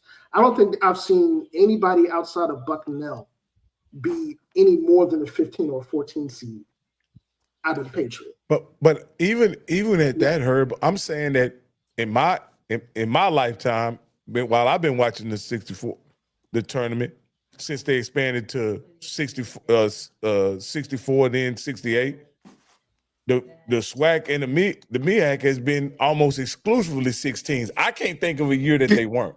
Can I ask you this? What's their record say? What does their record say? Yeah, if you 22 and 10, what you want to be? 8, 9? When you got guys are 32 and 4 and 28 and 6. So this is what I'll say, Coach. And then the other people, hold on for 1 minute. And then the other people in your conference are 9 and 20, 10 and 25. And then you win your conference at 16 and 10. Where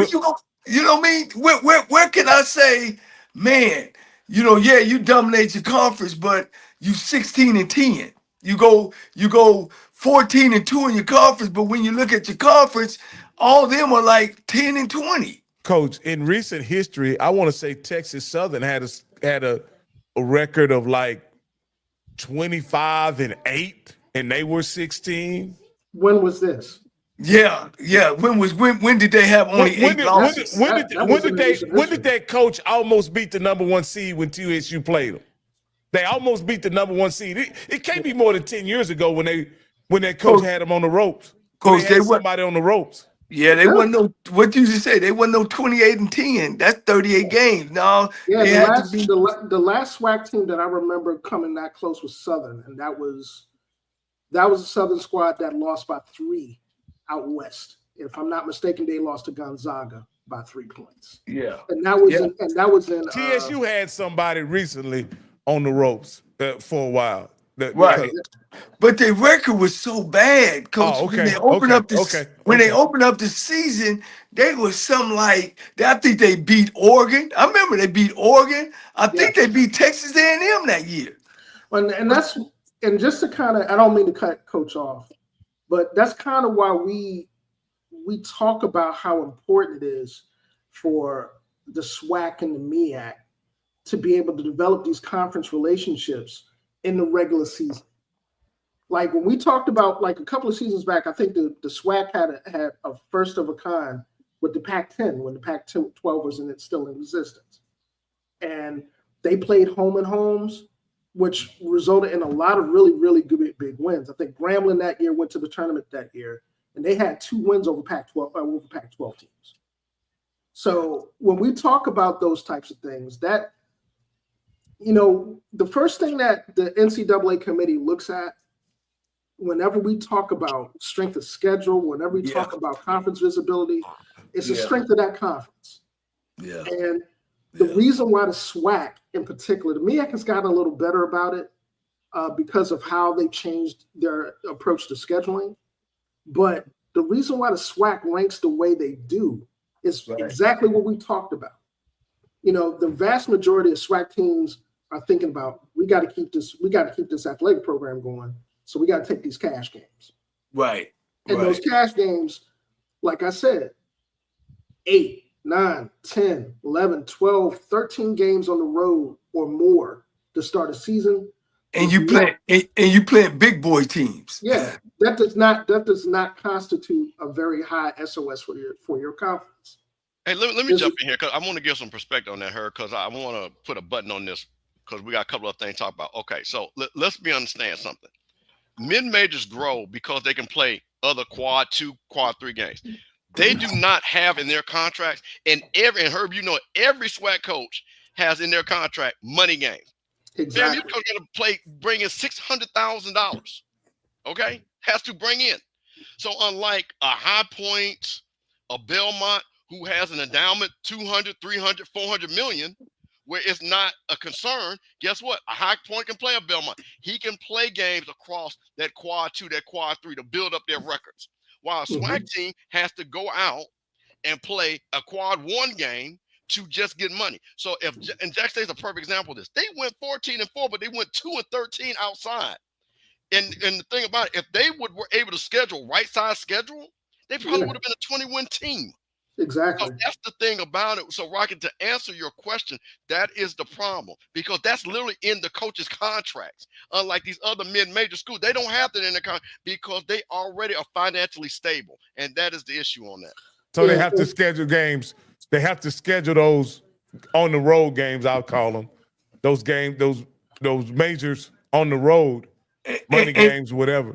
And think of this, out of 12 SWAC basketball programs, all 12 of them gonna play big schools, 8 different big schools. So most of their records when they start off is 0-8 or 0-10 or 2-8. And every now and then one of them beat a big time team. So when it's time to pick the tournament, they look at their records, say, man, they don't lost to North Carolina, they don't lost to Duke, they don't got beat by Louisville, they don't got, through the whole conference. And this, hold on, this goes why Carolina, and because I want to give people context to understand, but this goes back to what the overall net rating. So when everybody's doing what you're saying, Coach, and my conference net rating is out of the X amount of, and I'm at the bottom. Right. It's a never-ending cycle where you can't move your net rating up to get a 13, 14, 12 seed. Right. So when the winner come out of there, they be like, well, shit. Because you can't play your light conferences. You can't play the CAA. You can't play the Southland. You can't play the Sun Belt and all those You're guys. right, Coach. Norfolk probably go to the OVC and the South Conference and another conference and beat everybody. Yeah, and that's kind of what I want to get at is that, and I'm glad you mentioned Norfolk again, because they're a perfect example of that change and how that's been a benefit not only for their program but for the overall profile of the MEAC in general from the basketball perspective. Now let me say this, Rocky. It didn't help them this year, though. Let me say this, Rocky. What you should be. Yeah, what we should be talking about is that them ADs and them presidents at them SWAC schools with them nice basketball arenas need to get off their ass, and I know Coach, I always saying this, and get somebody in them seats to come watch them programs. Texas Southern got one of the best basketball programs in the country, in the top 10. We need to get off our butt and get people to come to them stadiums where we don't have to play all them big teams. We could play some teams that we can fucking beat instead of starting off 0-10. We could be 10-0. Yeah. But we got to play those money games, as Bishop dearly said, and to keep our program straight. Yeah, we got to get off our butt and get people in them seats. Yeah, and I completely agree with Coach Cole, man, because the one thing that I can say about one of the major differences that I've seen over the last 5 to 7 years between MEAC basketball and the SWAC is that, once the coaches got there, the basketball product got to a point where, people are in seats, that's been sustainable, and I look at the SWAC right now. The SWAC as a basketball product is getting a lot better. The core coaches that are there are really, really good, are starting to get really, really good. Even though, you got some folks at the bottom of the conference like UAPB or Mississippi Valley that may need to reevaluate, but the brand of basketball is getting a lot better. Like this year, like I said, and no, Florida A&M is a perfect example. They brought in a guy, Coach Query, and I've said this a ton of times, and Coach Campbell can testify to this. Florida A&M got a steal. Not only did they get a steal, they got a guy that could be a face of SWAC basketball in that conference if they play their cards right. Because that's, he builds winning programs. Alabama State, in the long run, even though Mo Williams went over Jackson State, they hit a home run. Look at the progression that Coach Madlock has had. 8 wins, 13 wins, 15 wins, tournament. And guys, So, we had Shaquille O'Neal's kids playing in Texas Southern. We should have took advantage of that, to get people into them seats. But we didn't. We blew that opportunity. But that's what we got to do. We got to get people in them seats, coach. And I get it. I'm like you. I'm tired of a SWAC team or a MEAC team coming out playing Duke in North Carolina in the first round. yeah, we hate that. Yeah, I'll be the first one to agree with that, because even though I think, the only, and this is for anybody that's a 16 seed, not just HBCUs. You've only seen one 16 seed win in the modern era of the tournament. That's UMBC. And they literally had to play the game of their lives and shoot lights out in order to beat a #1 Virginia team. Now, that being said, the way that paradigm changes starts with the product on the court, and starts with how we schedule, and starts with the actual conference profiles that we see for the MEAC and the SWAC. Like I said, I think the MEAC is a little bit more ahead of the curve than that. Even though you're looking at, Norfolk State being a 16 this season, I think that's BS. They're 15 or 14 in my eyes. Because I think, I look at the 15 and 14 lines right now in the tournament, they're better than at least 2 of them. They've already beat a 13 in High Point. So to me, that's a wash. But at the same time, you look on the women's side, take a look at, if we're using Norfolk State, take a look at what Norfolk State's women have done not just for their school, but for the profile of women's basketball in the MEAC. Do they have a chance against Maryland? Hell yeah, they do. They got a hell of a chance. That's an upset pick. They got a hell. Let me tell you something. Brenda Freese bet to be nervous. And I'm gonna say this, and hey Herb, I hate to take this over, but I'm gonna say this as a big women's basketball fan. Those folks need to from Norfolk. It's a 2-hour ride, 2.5-hour ride up 95. They need to pack that joint out, because that is one of those games. If they get those girls to run it, it's gonna be trouble. Yeah, me and Coach Lynham did a game preview of this on our last episode of HBCU Weekly. First things first, Norfolk is a 30-win team. 30. Okay. Wow. And that 30 didn't come against cupcakes. They got a number of Power 5 scouts on that schedule. They've had one bad game. That was against the University of North Carolina, where they're a little bit overmatched. And Maryland, this is not your typical Maryland Brenda Freese type squad. They are shorthanded on the post. The guards, in my opinion, are a wash.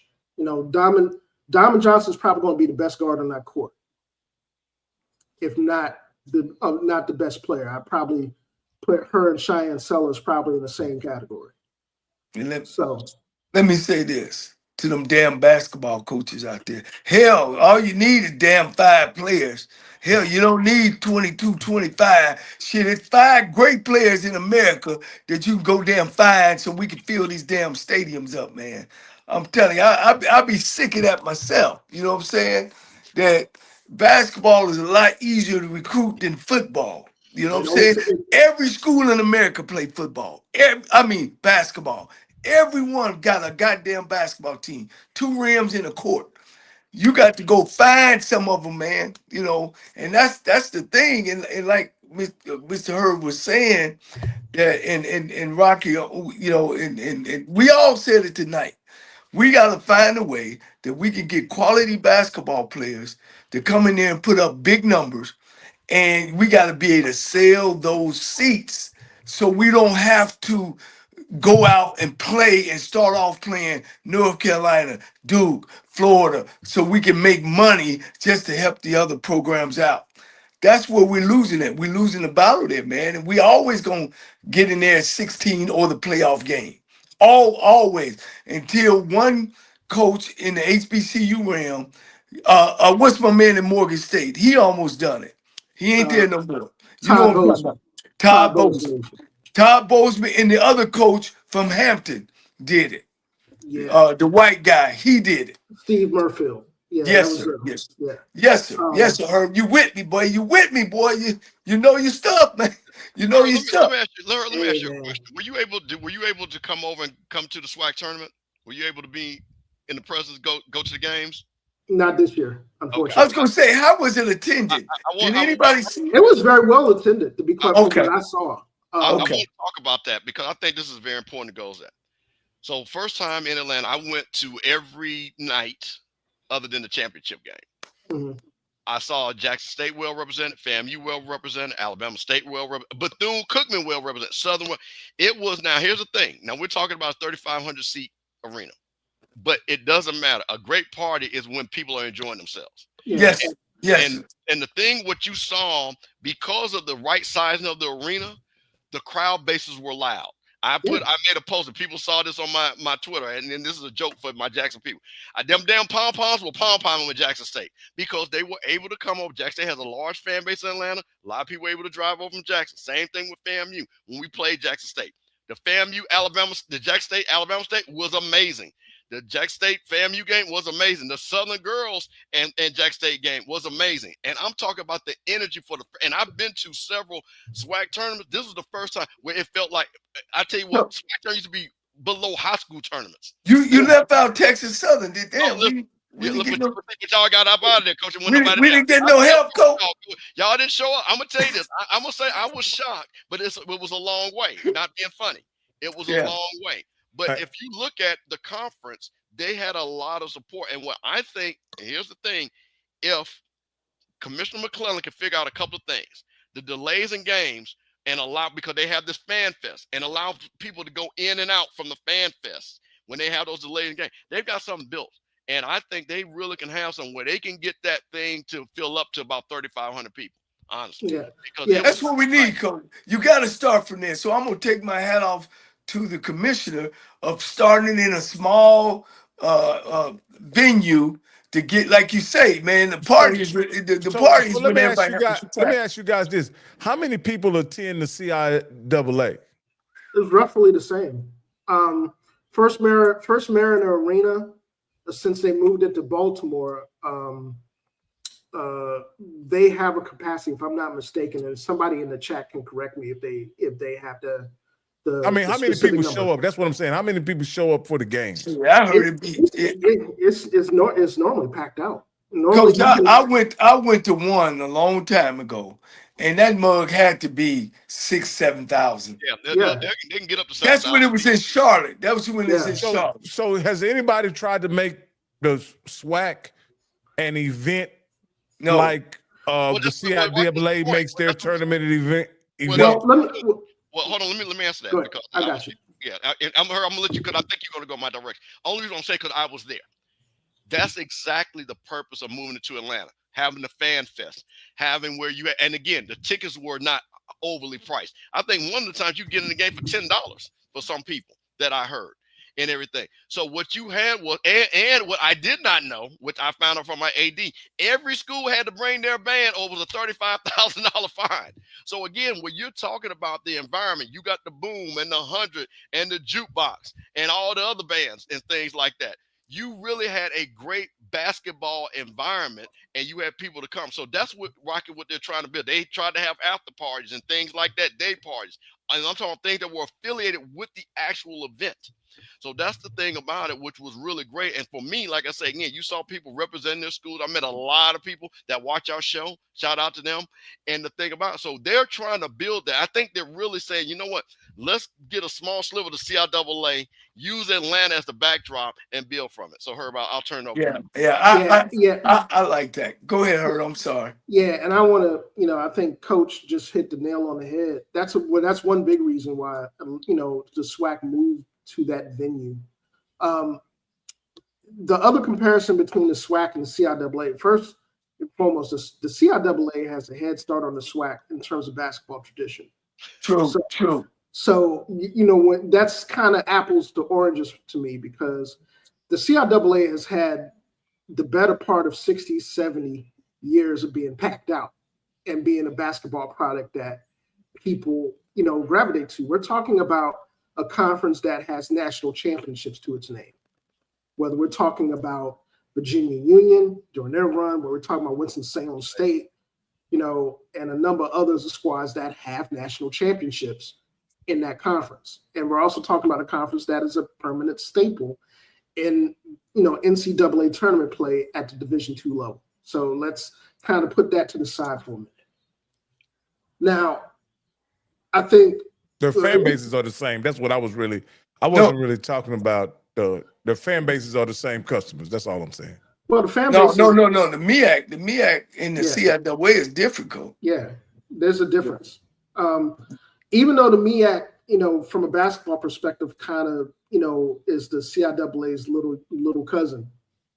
The basketball audiences and fan bases don't necessarily translate because traditions of those programs don't translate.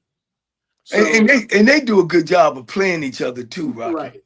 You know what I mean? And I think that's what we need to start at too, is that, you know, particularly at the Division I level, we talk about the basketball product. That's where it starts at. There's no chicken or the egg here. Okay. You have a really good basketball product. That's how you market, and that's how you get people in the seats. So when you have a Southern University team, for example, like for a couple of seasons ago that had the run that they had, or had the run that they have this year, you have to market for it. When you have a tournament like we had this year, that was an awesome tournament by all looks of it, where fan support and fan engagement were at an all-time high, you have to market for it. Okay. And that doesn't just go for HBCUs. That goes for pretty much any postseason tournament that's looking to build a brand. That's just like the OVC tournament. You looked at the OVC tournament this year, looked like crickets until the semifinals and the final. Right. Most of those mid-major conferences are like that. Yeah, and Tennessee State by far had the biggest fan base there, the HBCU in the conference. So when we talk about these types of things, it's very important that we remember that all of that starts with the basketball product on the floor. When you talk about a basketball product on the floor that's engaging the fans, that's entertaining the fans, you know, and this doesn't just apply to the tournament. This applies to your overall basketball product that you see during the course of a year. So just like we talk about football in HBCU circles, we have these discussions all year round. When we talk about spring football, people are excited. Because when you talk about the product, you know, again, I know if Scotty was on here, oh, Cole, this was the 80s. But from the time I've got in HBCU, gentlemen, we've always had the #1 scorer in the country. They had a guy named Murray from Southern. They had a guy named Machine Gun Kelly from Texas Southern. They had a guy named Hunter from Jackson State. They've always had the #1 top scorer in the country, averaging 30-some points a game. So we were getting that morale, that what we needed in basketball, but I just don't think, Herb, that we took advantage of that. And like you and my man say, I didn't think we market that. When you got, and when Southern made that run, they had the #1 rebounder because he was from Dayton, Ohio. Damn, what is his name? Herb. He played back there with Fields and that group. Damn, he's from Dayton, Ohio. Anyway, I think his last name was Scales. Scales. Yeah, he played it from Dayton, Ohio. Them dudes, man, and they were gonna get drafted. You know, them were drafted guys. You know what I'm saying?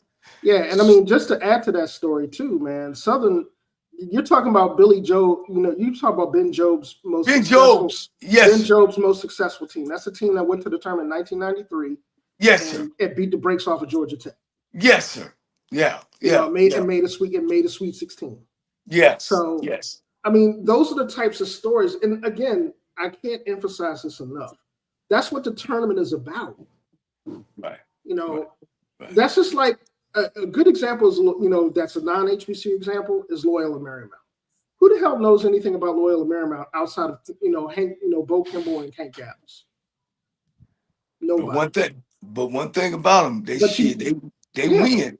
But you got to know about the school because of those two players and the coach and the style of play that they and the basketball product that was on the floor.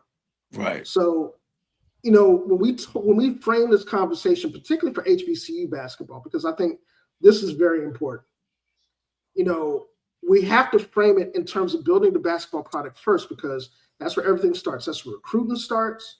That's where retention for hires, quality hires start. You know, your AD, athletic department or athletic director has to have it in their mind that, one, I want to build a winning and competitive and winning basketball program. That and that should be the aim for every team in the conference, regardless of whether you're at the top or the bottom. And it's just like football. I mean, in that sense, it's just like football. You hire who you want to hire because of what you expect and what your standard is. Basketball, in that sense, is no different than football. If you expect to win, you're going to make hires to that effect. Whether that is a coach, like I look at Howard, for example. When Howard hired Kenny Blakeney, the first thing that Kenny Blakeney said, I'm coming home and I'm going to build a winning basketball program in the DC metro area, period. Not Howard, not because I went to Maryland or went to Duke or whenever. I want to build a winning basketball program at an HBCU. Well, Okay. you see what St. John's did when it got Patino back. Yeah, and look where they are. Yeah, and I look at the SWAC landscape as it pertains to coaches. Even though we've talked ad nauseum about, you know, the Florida A&M hire, a hell of a hire, you know, for the basketball product, that's the type of hire you need to make. You know, Alabama State, Alabama A&M, even though, you know, Coach Hughley had kind of a rough year this year, that dude can coach. He's got more international experience than most of the mid-major coaches that we know about. So, wow. What we need to really start talking about when we talk about, you know, that revenue sport in the SWAC we call basketball is our individual team's dedication to building a winning basketball product. Jackson State had that on the women's side. You know what I'm saying? You know, and they had that for a long time. How did my girl do over in Charlotte? She had an upset in the tournament. Yeah. And then she went out the next round. She upset somebody in the tournament, then went out the next round. I got you. She wasn't very talented this year. She made her mark, though. She made her mark. Yeah, and I think, you know, just before, you know, I know Rocky and them was trying to close it out, so I'll be brief. I think, you know, I want to leave y'all with this. You know, the tournament, you know, particularly whether it's the first 4 or 16 seed, it's a showcase. It's an opportunity for you to see what your basketball program is, regardless of who the opponent is. Now, in the case of, like in this case, Norfolk State being a 16 seed against Florida, yeah, it's a messed up seed, but it's also an opportunity. Anybody that's seen Norfolk State play this year, they ain't no 16 seed. And they're not going to be scared to play Florida either. And that's what the tournament is all about. Not only is that all about in terms of their viewership, but it's all about for getting the word out there about your program. And guess what? If they beat Florida State that first round, that second game gonna be packed. And don't let them win the second one. Then now they become the Cinderella. They on every channel there is. And just to kind of add to this before we close out, Norfolk has a track record of this. You know, they did this as a 14 seed. They're a 28-point underdog. Wow, we need to bet on that. Yeah, I'll take the under on that. And just so you guys know, Norfolk State on the girls' side is a 14.5-point underdog. I'll definitely take the under on that. Yeah, look. I need to put me about 100. I need to put me about 100 on that. They ain't gonna lose by 28. Yeah, you need that action. Conrad, you just asked a question about the BCIC. Absolutely, the BCIC is going down. Have they selected the team? The division, there's not going to be a Division I division this year. Okay. This is all going to be Division II. And I think we did the brackets on the last show. That was, if I'm not mistaken, we got Claflin and Clark Atlanta in one matchup on the men's side. And we got Johnson C. Smith and, if I'm not mistaken, Morehouse on the other. Now, I heard were the teams in the MEAC and SWAC sent invitation and they just turned them down? Is that what happened? Yes. Okay. And I think, and to be quite honest with you, man, I think the fact that you have teams that are considering it but kind of holding out hope that they're going to get that bid to the NIT or the CIT or CBI or the new college crown, that new tournament, that says a lot. And I think at the end of the day, having an option like that for both Division I and Division II in the BCIC is big, because it gives an extra opportunity for kids to showcase their wares. HBCU Go is going to be televising the BCIC next week. So, it's going to give kids a platform to perform. And next year, for those squads that, don't get the opportunity to get through that conference tournament, but have a really good season, maybe they'll give us a little bit more consideration next year. So just to clear this, no SWAC schools got a bid to the NIT. Nope. No HBCUs in period. On the girls or the boys side. No, WNIT is different. Yep. Texas Southern got a bid to the WNIT, and What about Alabama A&M? They didn't get a bid. Alabama A&M's in there too. Yeah. What's the WIT? That's the women's NIT. Oh, Yeah. Oh, yeah. okay. But as far as the men's side, nobody Isn't there a else. BCI tournament or something like that too? That's what I was just talking about. The Black College Invitational. No. I thought there was another. Where's that going to be played at? The Black College Invitation. That's going to be in Charlotte this weekend. Okay, I got you. And men and women. Yep. Okay. Men and women. So what is that? The Black College National Basketball Tournament, pretty much. It's labeled that, but I tend to label it as the NIT for Division II. Yeah. So, it's just for Division II. For this year. Now, the intent was to have two divisions, Division I and Division II. We sent bids out for all the Division I schools. But again, on the men's side in particular, I think those guys are kind of waiting out to see whether or not they're going to get NIT or CBI bids or CIT bids. And to be quite honest with you, just not to toot the product's own horn, but this situation is the only non-pay-for-play situation there is out there for us. You got to pay to play in the CIT. You got to pay to play in the CBI unless you're hosting. So, next season we look to see it grow. I got you. Well, thank you, Herb, man. You've been sensational, man, as always, and very informative. Yeah, man, I'm in a good mood. I'm still recovering from that buzzer beater, bro. Yeah, I see. So you a little bit more reserved than your boy Nick E. Nick is right here tagging and posting and making videos and doing dances and everything. Man, look, St. Francis social media that blocked a lot of us. I can see that now already. So, but I was able to extend congratulations to those guys, man. They like I said, they put up a hell of a game.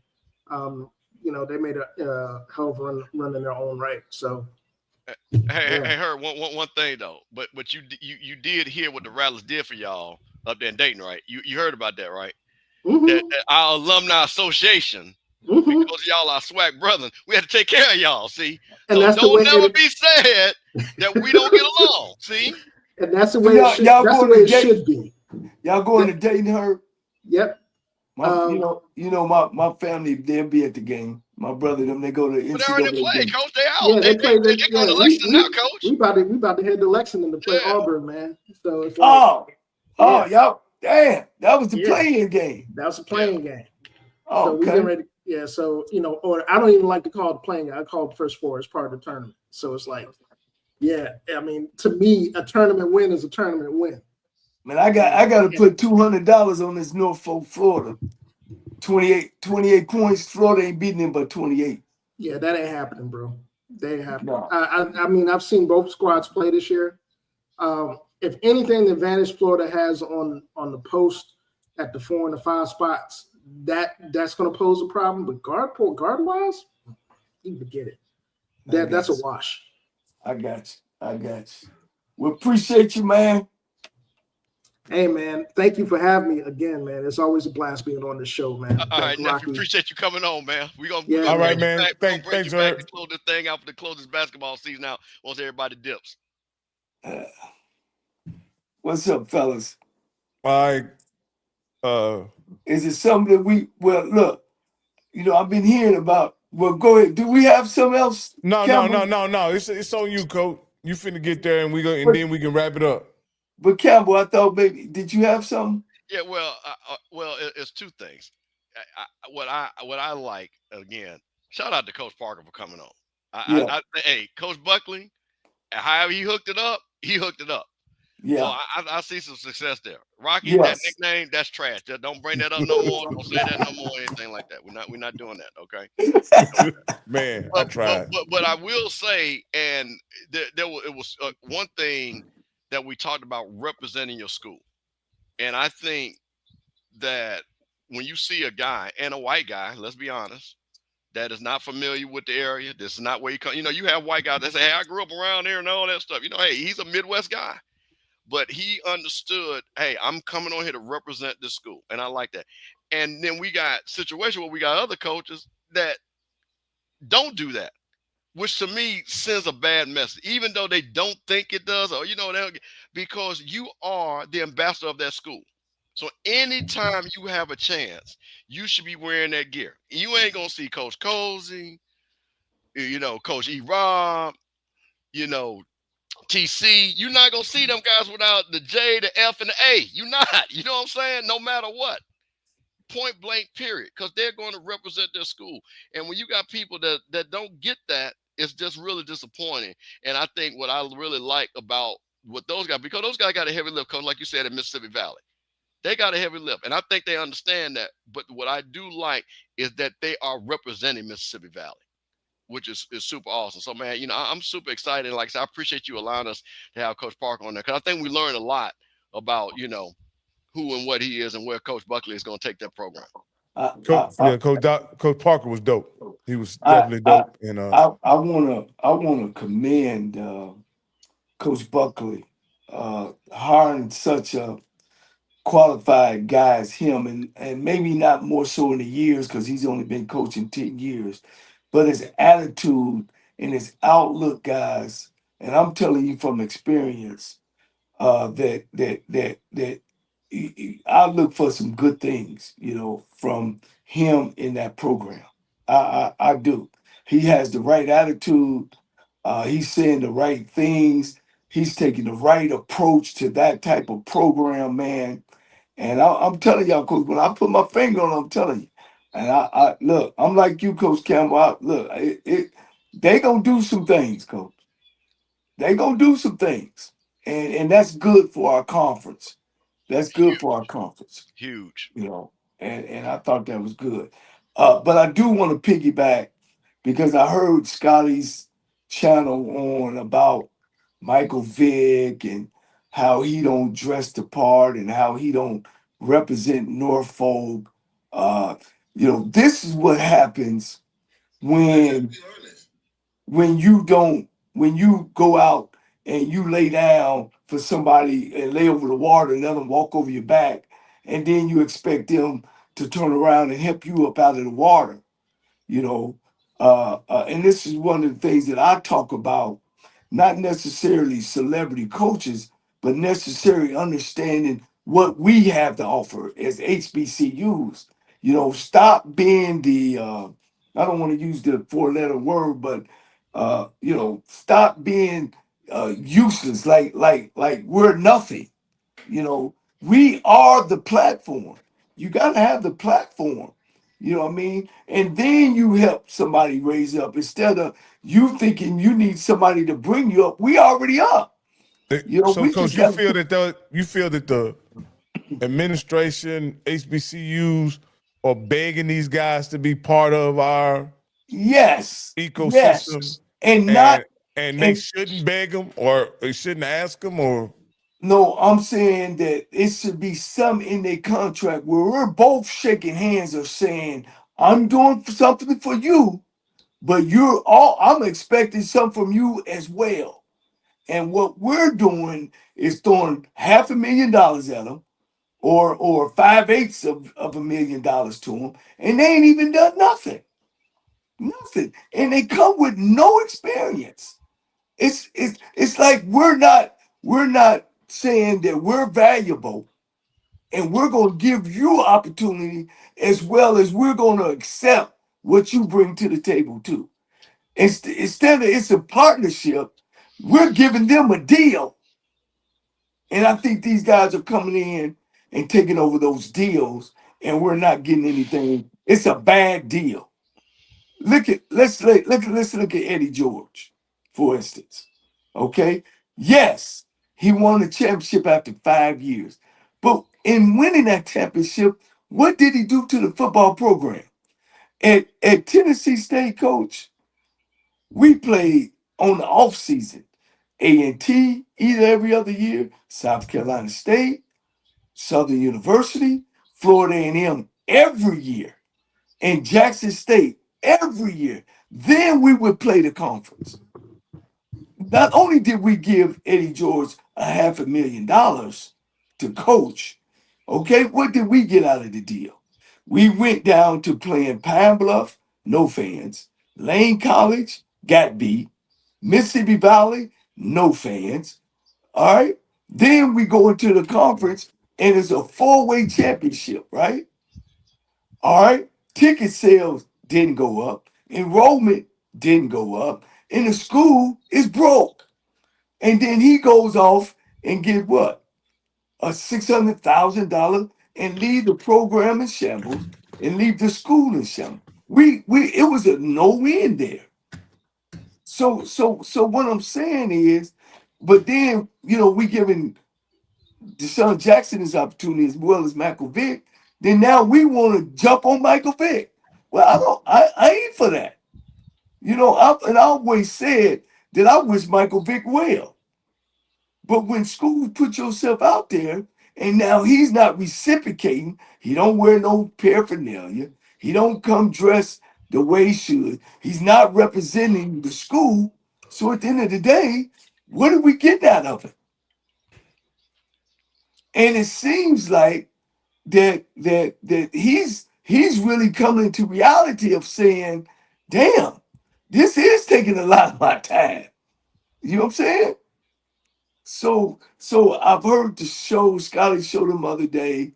I really didn't like what they say because at the end of the day, Michael Vick is an African American man, and I don't want to shoot none of us down like that.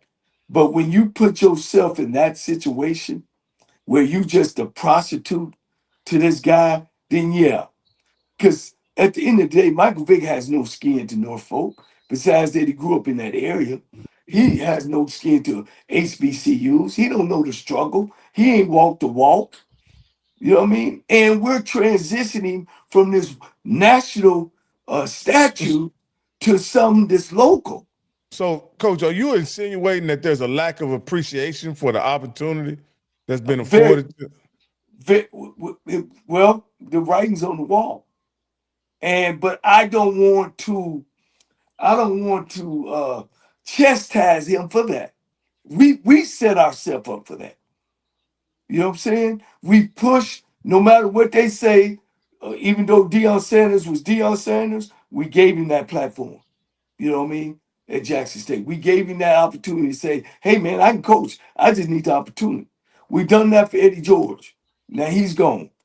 You know what I mean? So let me ask you this here, Coach, and I want to bring Campbell in on this one. The guy wasn't a coach before he was hired. Yes, He's a broadcaster. Yes, sir. With that being said, do we give him time to grow into the position, or do we scrutinize him 2 months into his assignment as a head coach and expect him to be a seasoned head coach and someone who does everything right in the public when I agree with you totally. when he hasn't been a head coach or a coach for that matter at no point in his career. Yeah, I'm a loyalist, meaning I'm loyal to HBCUs. And now that we made those choices, then yes, we need to give him a chance. Stop complaining. If he don't wear a Norfolk hat or Norfolk fucking jacket, we asked for that, and now we got to lay with it. Well, I'm gonna go the opposite route. I know. That's why I brought this up. Yeah. I'm gonna go the opposite route. Yeah, I expect that because just like, hey man, somebody probably hired over 300 people. I expect you to know what the job is from day one. Okay. So don't use me as a training wheel because you accept it. Because I'll tell you this. No, seriously. When you come in there to coach, it's Deshaun Jackson understood it. So somebody, whoever it was, or maybe he knew, said, you know what? I'm representing this school every day I step out. That's point blank, period. That's business 101. So while you can sit back and say, oh, let's give him a chance. Hey, man, we have paid you extra. Like Coach said, we're paying you extra. We're doing all these extra things that we don't do for anybody else. So I expect you to do extra. Because don't ask me to do a lot and you do give me a little.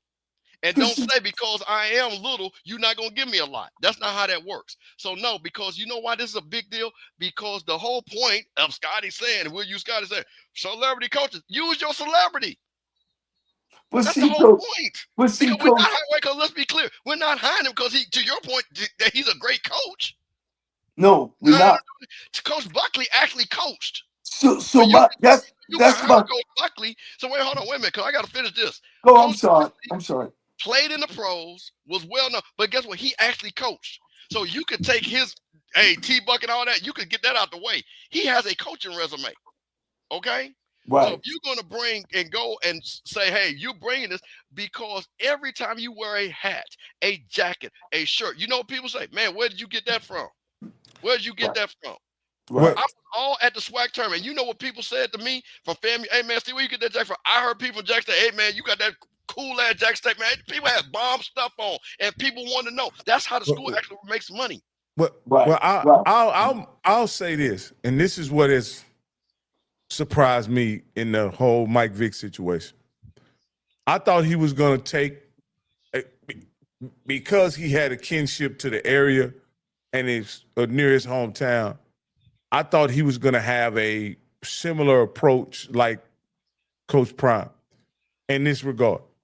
Coach Prime, when he first took over the Jackson State job, you didn't know he had any other clothes other than Jackson State clothes. Period. He had Jackson State pullovers. He had Jackson State hats. He had Jackson State polos. He even had a Jackson State blazer. Bro, he made that J hat famous. He made that J hat famous. And so, and my point is just saying this is that maybe that's what we comparing him to in this moment. And he's expecting it. He's just doing it a different way. Because you got to remember, on all of Coach Prime's interviews, he was wearing the J. He was doing, because he sat down with 60 Minutes. He sat down with a number of people in the process of taking that job. And he always represented Jackson State. Well, Rocky, I can show you white coach. Show me a coach that does not wear their gear. I can show you all through this basketball tournament. You're going to see. Everybody's not a hat guy, though. Stuff. Like Nick Saban, he's not a hat guy, right? But he always has the Alabama shirt on. Correct. So exactly. May I sneak in here? Yeah. Deion Sanders wanted to be a college football coach. After listening to Deshaun Jackson, he started off as an offense coordinator at the high school. It seems like he wanted to be a coach. It was like we chased Michael Vick down the same way we did Eddie George. And if you heard both of them talk, both of them say, oh, well, I don't know. I've always said from day one, I never thought Michael Vick was a cerebral NFL player. What does that mean? They cut his internet off, Coach, when he started Looked like his cameraman went out. Somebody may be calling him. What'd you think? You think somebody calling him? Let me say something. I just got a text, and I'm not gonna say who it is, but I think it's important. They said I'm hearing a bit of resentfulness out of Coach Cole tonight, almost borderline jealousy. The day of the trophy coach is almost over. Time to simply let Mike Vick cook. That's not true. Michael Vick is a trophy coach. He's exactly that. He's not. You're not hiring him because he's a coach. So I don't get this. So and I guess reason why people are pressing this, because the whole point of it is raising the profile of the school. It's just really, I mean, and that's what we want. We want Norfolk to have this profile, right? Because it's Michael Vick. You take pride in that. Can y'all hear me? Yeah. Yeah. Hey, I don't know why the guy was saying I'm hating on Michael Vick. Hell, tonight I'm standing up for him.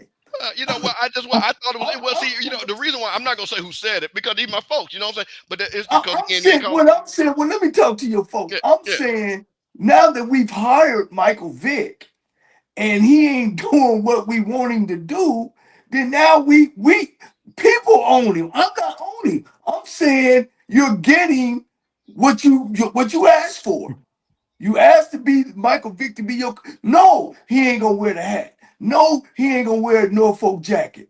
So be quiet, let him work. Like I just told you, Rocky. Let's sit back and let's grow with Michael Vick the way he is.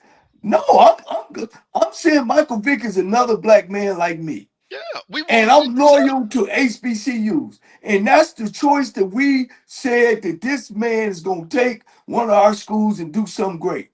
But now what I'm hearing on some of these, man, he don't wear no hat. Man, he show up with jeans on. He don't come to, and he's showing no respect to our conference. So I want to make sure I clear the air.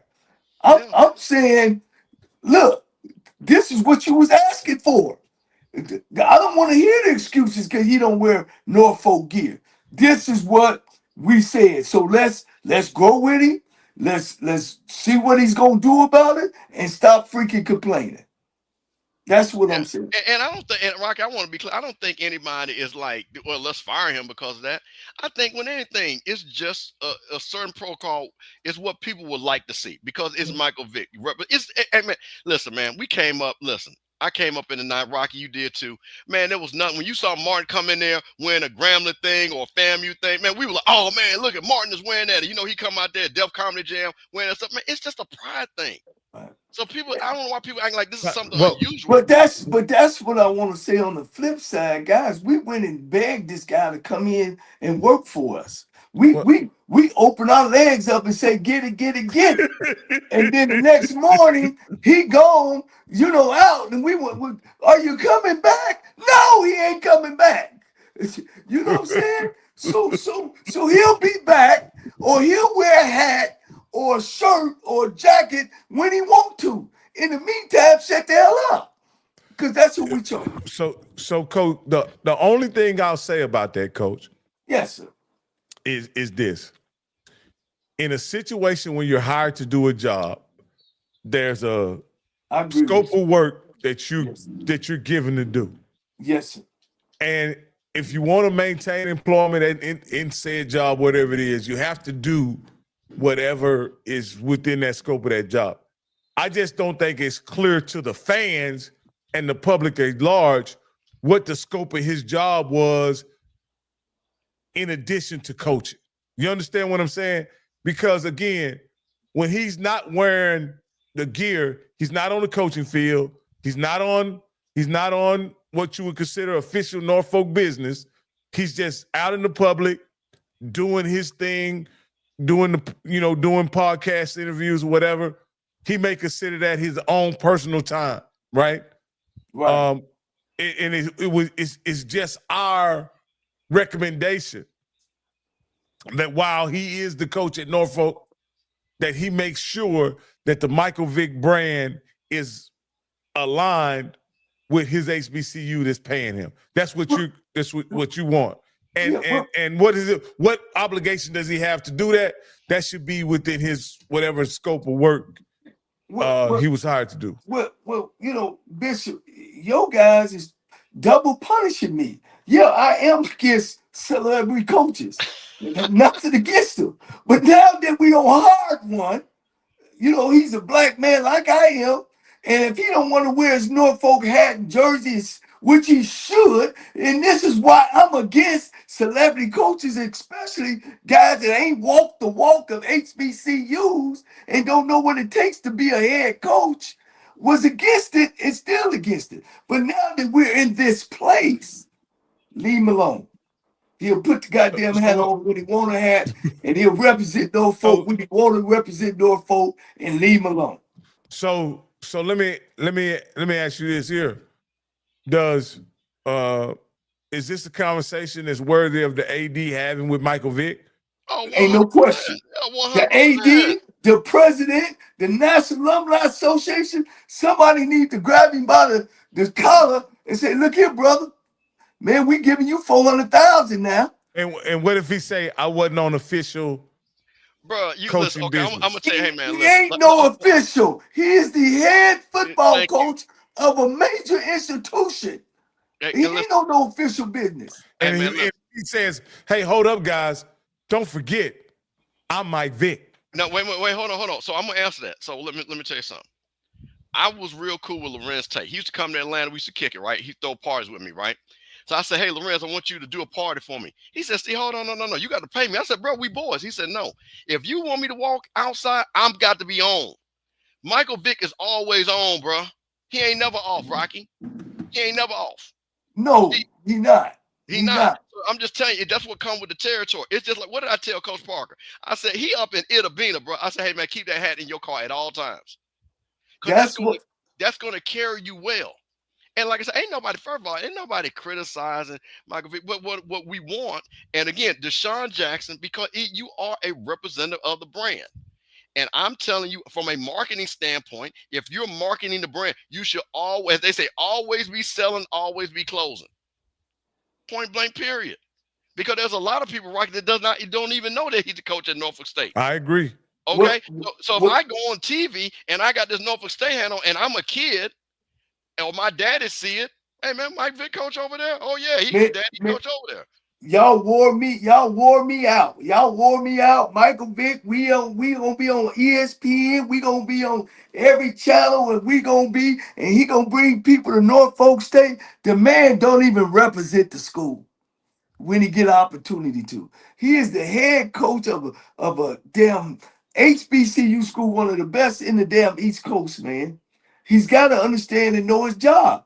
But when you hard, that's the same. You know what this remind me of Bishop and Rocky?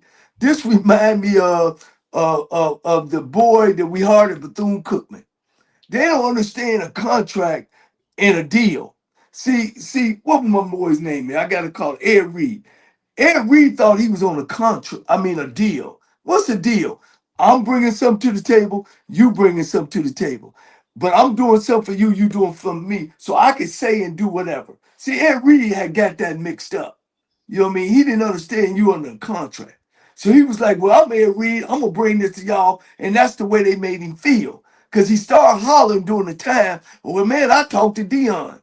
With Dion, that was a whole different story. Now here come Michael Vick. It's the same way, man. When you open yourself up to that and make that person think that we need you and we can't do without you, and I'm not really interested in you, and I don't have no skin in the game, and I ain't from no HBCU. I'm used to being on Fox News. I'm used to going to a facility that's clean and people in place. Michael Vick ain't getting that. Maybe, just maybe, I don't know, that he's really feeling like, whew, this might not be for me. You see what I'm saying? Right, there's a question. Somebody said, "What we say?" I'm gonna say, I just put this in the chat. Coach Cozy went to Florida State. He loves Florida State, and I have all respect for that. He loves Florida State. He talks. I tell you what, let Coach Cozy walk up there on that campus with a Florida State hat on, see what happens. He ain't gonna do it though. Because he's a football coach. He ain't gonna do it. Because he understands that he's and miss it. So don't tell him. So no. So that's what I'm saying. And Coach Cozy is right across the street from Florida State. And he has every right to love Florida State. Florida State made him in the man he is. But when you come across that track, you are a rattler, bro. That's and right. he knows it. And he got more rally. Like he said, he got stuff I ain't never seen. And that's the way it's supposed to be. So that's what I'm saying. So understand the same point is that Michael Vick, he went to Virginia Tech. I get it. Michael Vick don't even win no Virginia Tech stuff over there at Norfolk State. If he do, somebody should pull it off of him.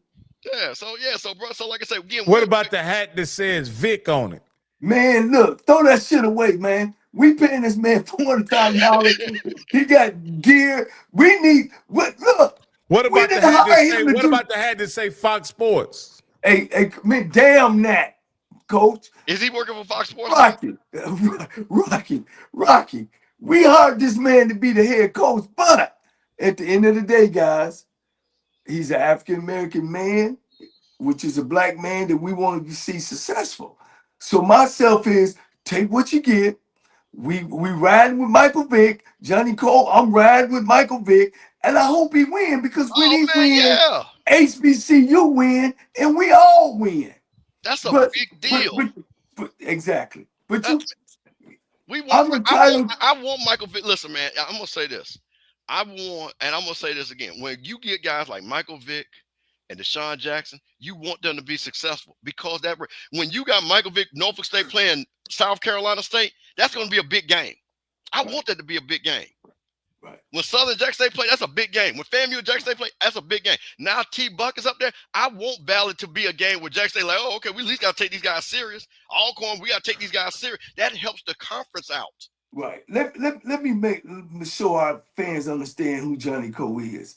I got a choice to make, like everybody else, to either say celebrity coaches are good or not. I don't think they are, and I'm gonna stay with that. But at the end of the day, guys, I'm an HBCU guy. So now that we've made those choices, when they win, we win. You know what I mean? And what about when they lose? And when they lose, I lose, and then I would be saying, I told you so.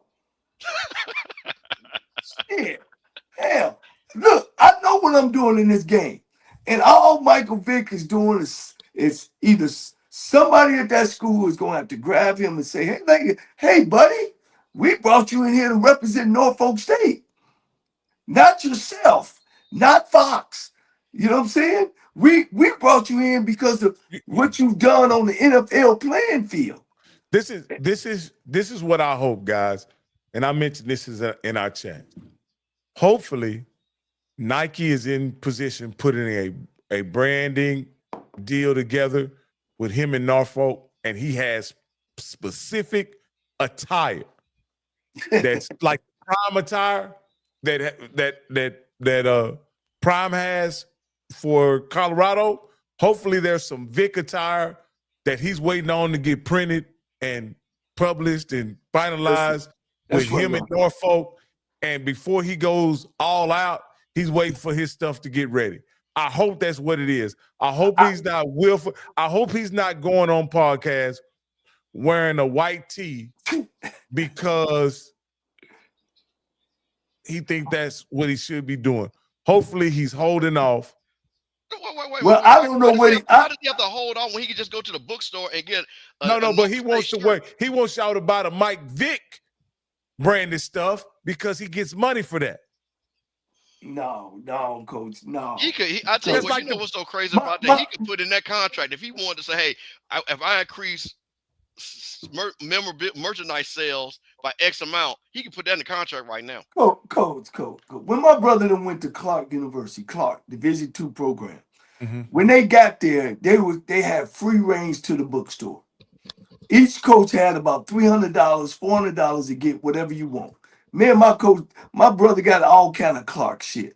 So I'm pretty sure at Norfolk State. No, that's not what I'm saying. So, Coach, I'm saying that I hope that Mike Vick is waiting on his own branded merchandise. I understood that, but in the meantime,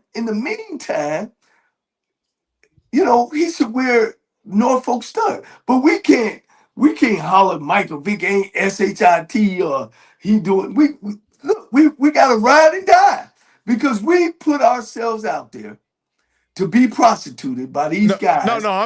I understand he has access to all the Norfolk gear. The equipment man works for him. Of course, goddamn well, I know he got access to the stuff. I'm just saying there has to be a plausible reason why he's went on 3 podcasts. Okay, I see what you're saying. Okay.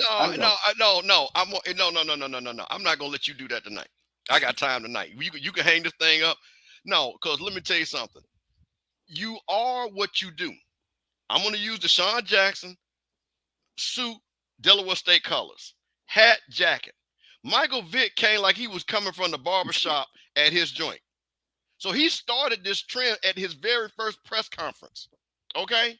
He wore some dad jeans, some Air Force Ones, a shirt, and then he had the Norfolk jacket on. Bro, he started that day one. But Campbell, So you can't erase that.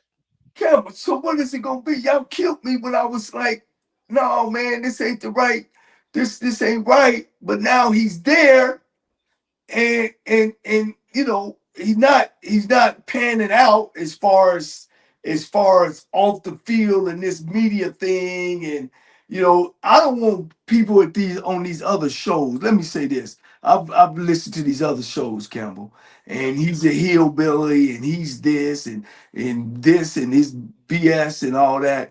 You know, they just tearing down another African American man, and I don't like that. You know what I mean? I don't think it should get personal like that, because when you make a deal, you got to live with it, and this is the deal that Norfolk got to live with. You know, so don't. You know, I don't want to tear the man down. Hey, Rocky, I'm gonna use this. Okay, let's flip it. My nephew, my son, your boy, our boy. I'm gonna be on this. If Vic would have came out with a fly, just whatever, wearing Norfolk stuff, Scotty would have been in that chair. I got my Norfolk stuff on. I got my Norfolk stuff on. And they're doing dances and singing and doing all this. That's the exact point. Why you do that? I gotta order that. I gotta get that. You don't think there's a bunch of other Scotties like that? Yeah. So you know, so what we're saying again, his inexperience of being a CEO of a major institution, don't understand that when he steps out in the public, that he is representing Norfolk State. That's what we're saying. I'm just saying. I'm just simply saying this, guys. I can't fathom that he's that willfully ignorant for no apparent reason. Like, that's all I'm saying. Well, he may be. I don't even call it ignorant. I just think that he's just, man. See, this is what I hate. Okay, so this is what happens. If Michael Vick saw this, right, this would be taken out of context. Yeah, because nobody. I'm happy.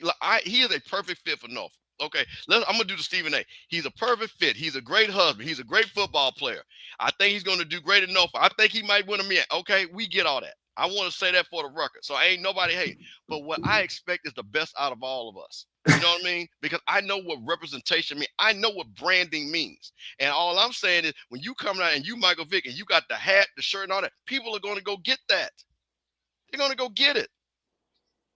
No different than that J hat was sitting on that. When that J hat was sitting on them recruits, man, people also, people getting them J hats left and right. They have 80 different colors of them J hats now. Hey, one of our fans say, well, maybe they broke in his house and stole all his Norfolk gear. Well, man, listen. Listen. Well, I tell you what, he better call the police. Well, I tell you what, they got it. You know, let me tell you something. You see, this is a true story. One of our boys had got his house broken into, Coach. And homeless people had broke into it. We was at school, right? We come down the street, all the homeless people, and walking down the street with all he said, man, that's my shirt on. Well, man, let me say this, guys. Y'all two know, man. We definitely ain't gonna be down in no black man on our show, man. Not at all. And, No. You know, it's all with love and but damn, somebody need to pull Vic together, man, and be like, hey, buddy, you know, you the head football coach. Yeah, him and Johnny Manziel had one heck of an interview. It's gotten millions of views, and it would have been nice for him to have had some had Norfolk gear. Hold on. In the interview, did he mention that he was coaching Norfolk State? Because I've seen interviews. I haven't seen any clips of it. No. Okay. Hey. Listen, that's another thing. I have seen interviews where it even if they ain't the topic, it's gonna be the topic if I'm there. Well, let me tell the audience that that's what happens when you sell your soul without a good contract.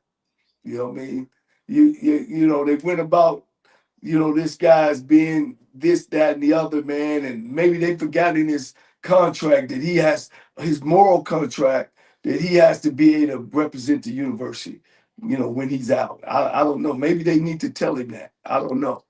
But I know this, if he had some skin in the game, if he was an HBCU guy, if he was a career coach, all the things that I talk about of being a CEO of a football program, if he'd have had some experience in that, he would know we wouldn't be having this conversation.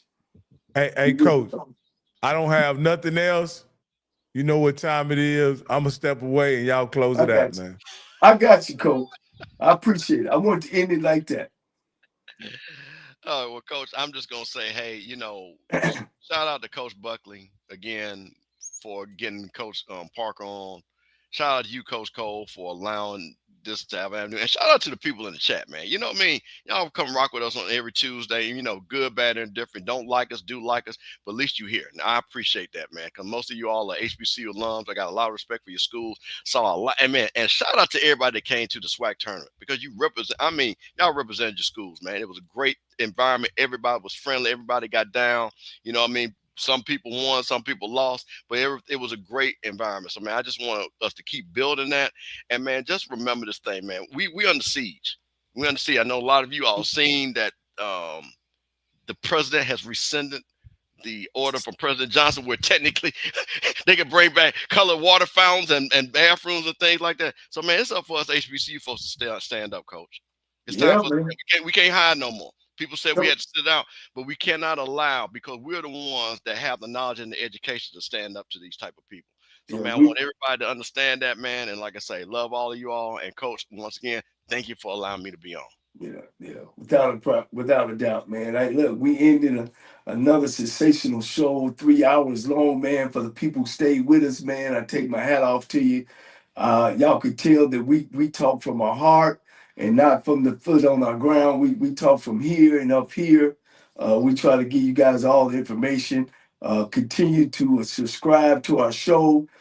Continue to spread our show. I get a lot of calls from people that don't even know our show yet.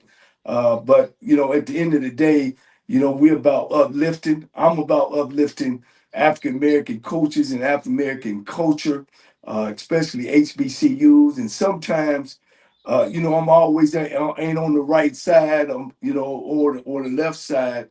But, you know, I speak from my heart, you know, and I want to thank you. And you know, and I'm for every African-American person that's trying to do something and trying to fit in. So I thank you.